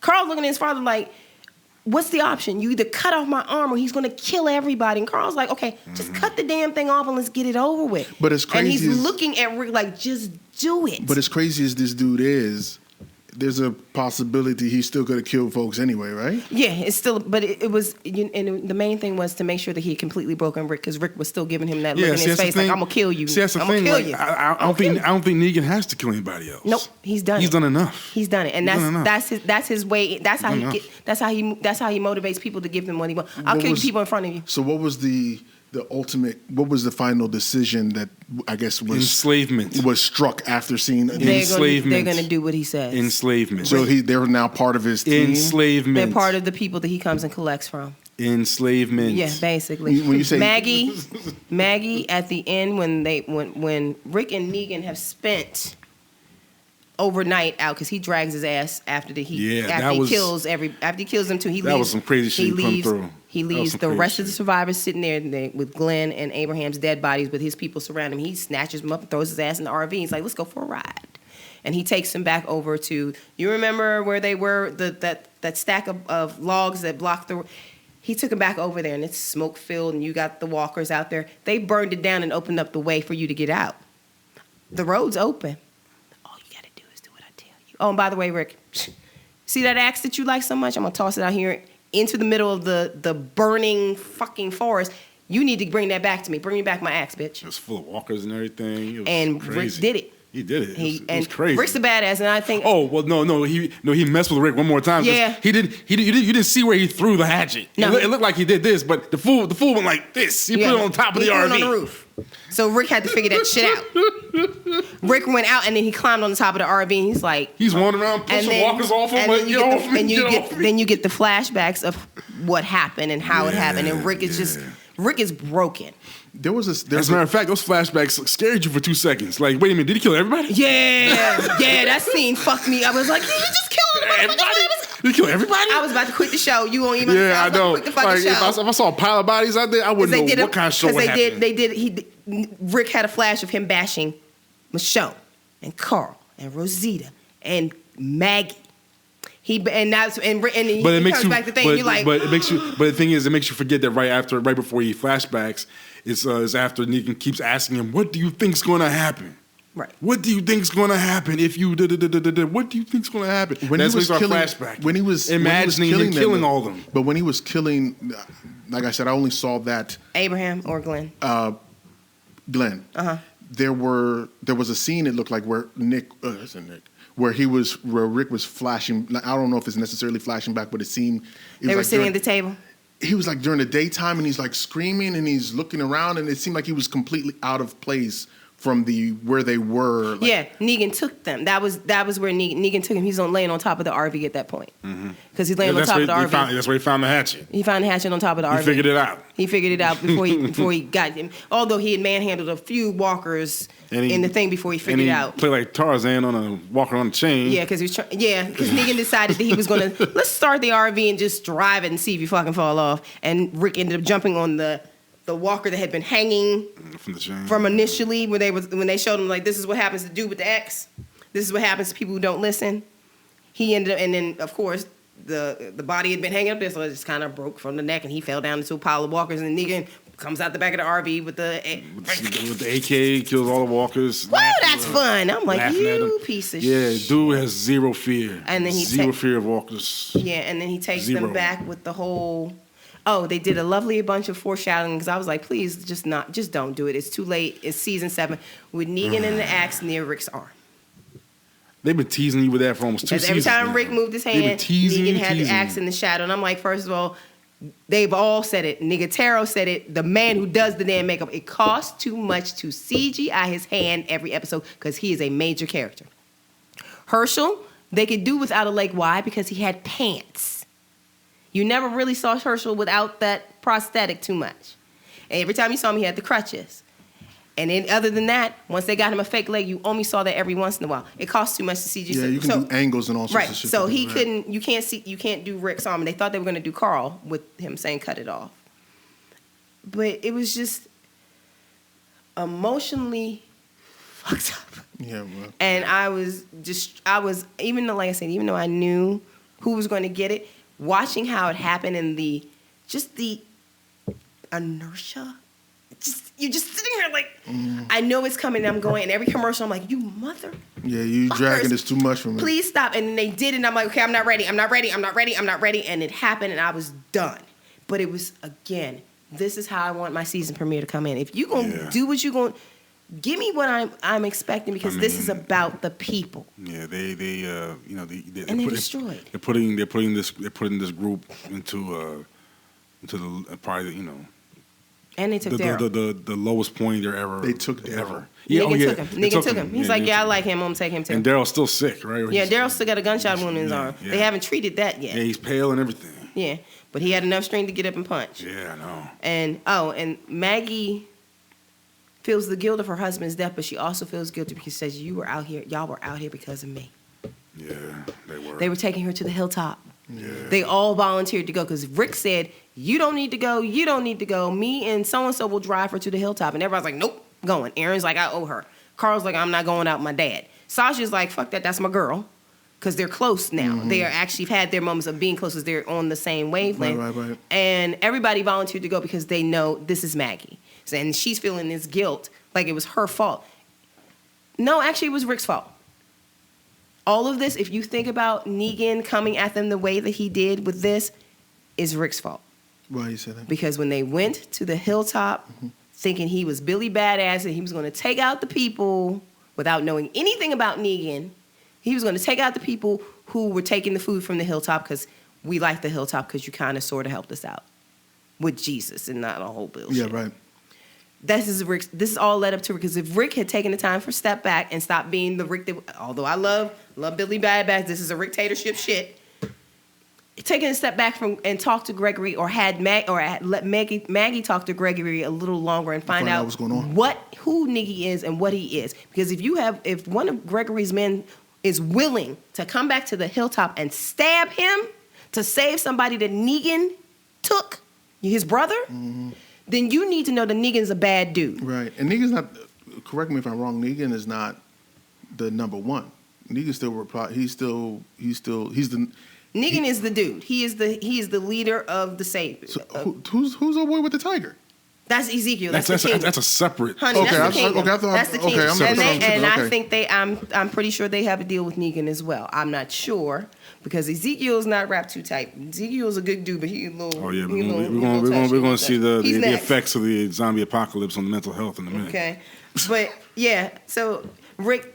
All this leading up to this is Rick's fault because Rick went gung-ho into killing all of Negan's people. If he had taken the time to possibly negotiate like he did with the governor, and even if it didn't go well, You two sat face to face. I tell you what I want. You tell me what you want, and I can say no, and we can say fuck it. We're gonna fight. But instead, you went in and killed all these people, and then you didn't expect any retaliation like that. You killed like 25 people, and the dude was like, "That's not it. There's more." Because you knew there was more, because these are the same people that also the same people who took Maggie and Carol. How many people do you think he has total? About 100, maybe more. Because the people that were with him, that was about 30, 40 people of his traveling folks. He's got a That showed up when they whole, beat right. him. He's got a whole Network of sanctuary of people and folks. He's got living quarters, prison cells, a large quarter for his harem of women. So this makes the governor look like some chopped steak. Makes the government look like a baby. You got a nice little town situation, but you're not. The brutality of the government is nothing. I'm very, very curious about his world and his past. And we're going to see that next episode, because Daryl is going to be the one that's there. And there's some other wonderful things leading up to that. But at this point, the end of the episode, they take Glenn and Abraham's bodies to the hilltop. If they killed anyone else from the core group, would that bother you? If it made sense, no. What would make sense for you?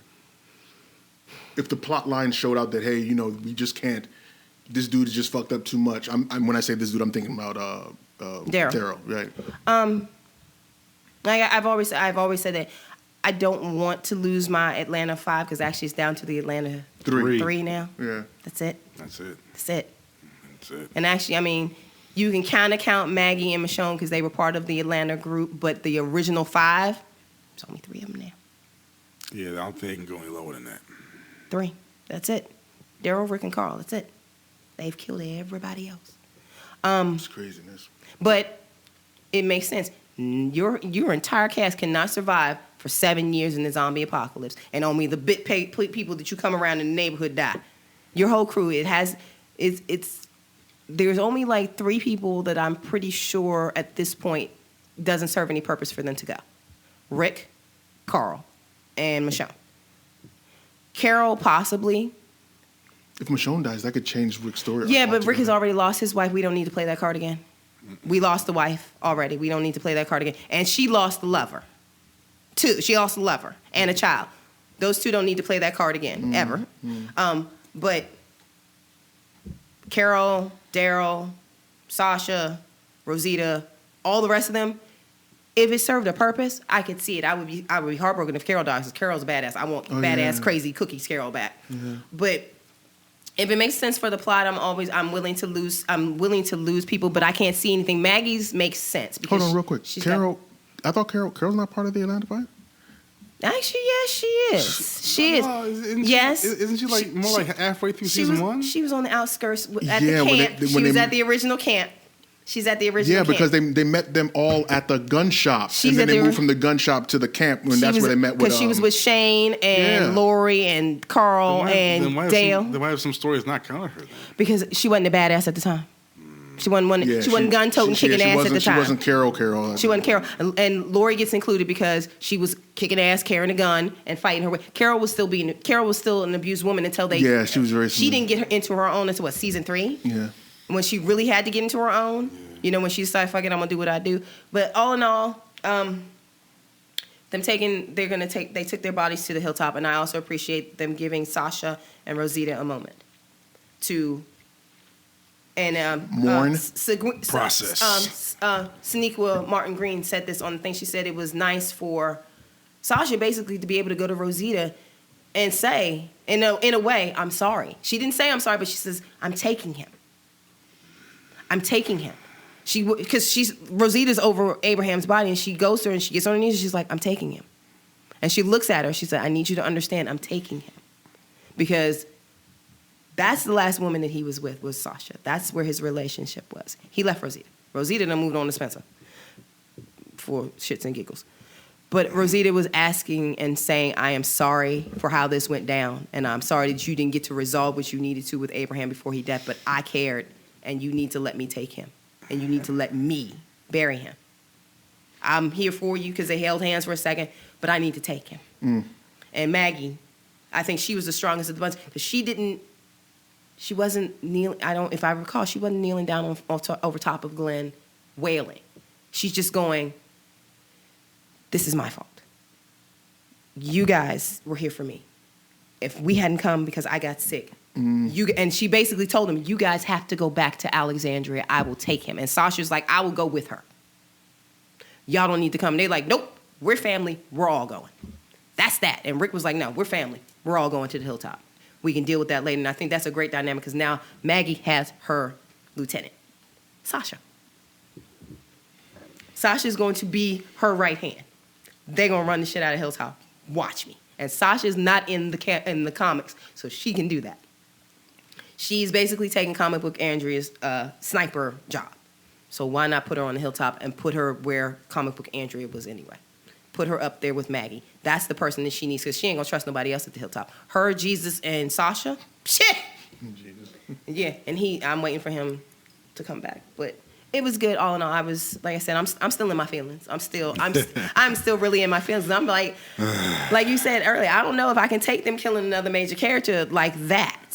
You know what's funny? Even after the red, I don't think people were this emotional after the Red Wedding. You know what I'm saying? The Red Wedding was like, yo. It was some serious shock, but there's people that are like really emotional. I didn't cry at the Red Wedding. I was more stunned. Because I was like, I knew it was coming, but it was like, it ain't coming because she's at the wedding. She's not supposed to be. They're not going, oh, shit. Right. Is that the Raise the Castamere I hear? Yeah, but I've never seen so many people so emotional about this. Trust me, a lot of people, because we kind of knew. We knew we were going to lose somebody that was important to the group. And Abraham, even if he was only 4 seasons, he was huge because Abraham made a huge impression. Yeah, he was only there 2 seasons. And classic lines. And some of the best shit. Dolphins move. King of the one-liners. Right. Or his last line, suck my nuts. Mm-hmm. Suck my nuts. When he was mixing the batter, was he trying to make pancakes? Some of the best shit lines ever. And I'm like, right, and I'm gonna miss it. Who's Deanna? Shit like that. I'm gonna miss that because he was perfect, but it was still very emotional, and I think it was twice as emotional because of the people that they were connected to, their reactions to their deaths. But seeing these characters climb, it's gonna be a problem. Climb back from this abyss is going to be quite a journey. Yeah. And with that. Yeah, it's extended episode. Sorry, we couldn't. Oh yeah. Could not. Hope y'all can take it. Yeah. Or if you need to, you can listen to it in sections. It's okay, but just listen to it. Just listen to it. Okay. I'll try and do some timestamps on this one for y'all. Yeah. But that's going to have to conclude this 19th episode of the Blerdverse podcast. Woo. Thank you for joining us on this, wonderful Friday night, going over all this madness. That's hard to. It's like wrangling cats. Please find us on Instagram, YouTube, Twitter. Are we on Twitter? Yeah, we're on Twitter. Facebook. The podcast sound. We on still on SoundCloud. We're on Mixcloud also. Mixcloud. And believe it or not, we're actually this close to iTunes. Yay, iTunes. And we'll be on iTunes soon. So, email us at blerdverse@gmail.com. Yes, ma'am. Questions, comments, concerns. Please hashtag us when you share this. Remember the code names. There's something very special in the air in the group right now. I don't want to spoil it, but something very, very awesome might happen later on in November. If y'all haven't heard, I'll talk to y'all when this is over. Okay. All right then. Secret, blurred secret. Yeah, I'm not gonna let it out because if I let it out now, I feel like I'm gonna ruin it. Okay, yeah, don't tell me. I don't want to ruin it. So, guys, and also there will be the CW will be taking a little break soon for election day. Oh yeah, that's fine. It's Tuesday. That's fine. I'll be okay. So there will be a little bit of a break. Oh, so that means. Yeah, we'll be off. We'll get one. We'll get one this coming week, and then we won't get one for election night. Yeah. No, because everybody's covering. No offense, I probably would watch The Flash the next day anyway because I'm gonna be watching to make sure that my life that I don't have to start packing my shit for Canada. Just let y'all know. Look, Justin Trudeau said I could come. All you blerds. I can stay in Toronto and see Michigan. I mean, all you blerds and blerd girls. You know what I'm saying? All my pale brethren, all y'all, you go out there and vote. Please vote. Do early voting. Because do it. I mean, let's just keep it very simple. You have no rational reason to vote for Donald Trump. You don't. Don't try to make one up either. Right. I have 2 degrees, okay? I look like Barack Obama at a certain angle. Don't try that kind of shit with me. All right? And on that note, we're going to end this episode of the Blerdverse podcast. Look from the left. You know what I mean? You know what I mean? I love it. You know what I mean? Black power. You know Black power. Power to the people, Johnny. You know what I mean? But with that, we're going to close out. And I want to send an extra special shout out to two important people in my family. I shouted out my man in a previous episode, but I got to shout him out again because I miss him, my Uncle Vernon, who passed recently. And the birth of my new nephew, Yeridan Edwin Vandiar. Oh, yay! Babies. Yes, I hope to see you guys soon. Hope to see the little man soon, but I know how you new parents get. Don't be breathing on me, touching my baby. Don't be smelling it. No, get out. Yeah. Y'all get a little too testy and defensive and all that. Y'all need to calm down first, and then I'm coming over. Let those sleep deprived parents get real. their bearings first. Y'all need your sleep before you organize the promo tour. Right, you know what I'm saying? Exactly. Please sleep when the baby sleeps. That's all I'm gonna say. But Uncle Phil's here. You know what I'm saying? Uncle Phil's here. Good. Uncle Phil's here. Okay, guys, we're gonna wrap it up, and we'll see you guys another week or so.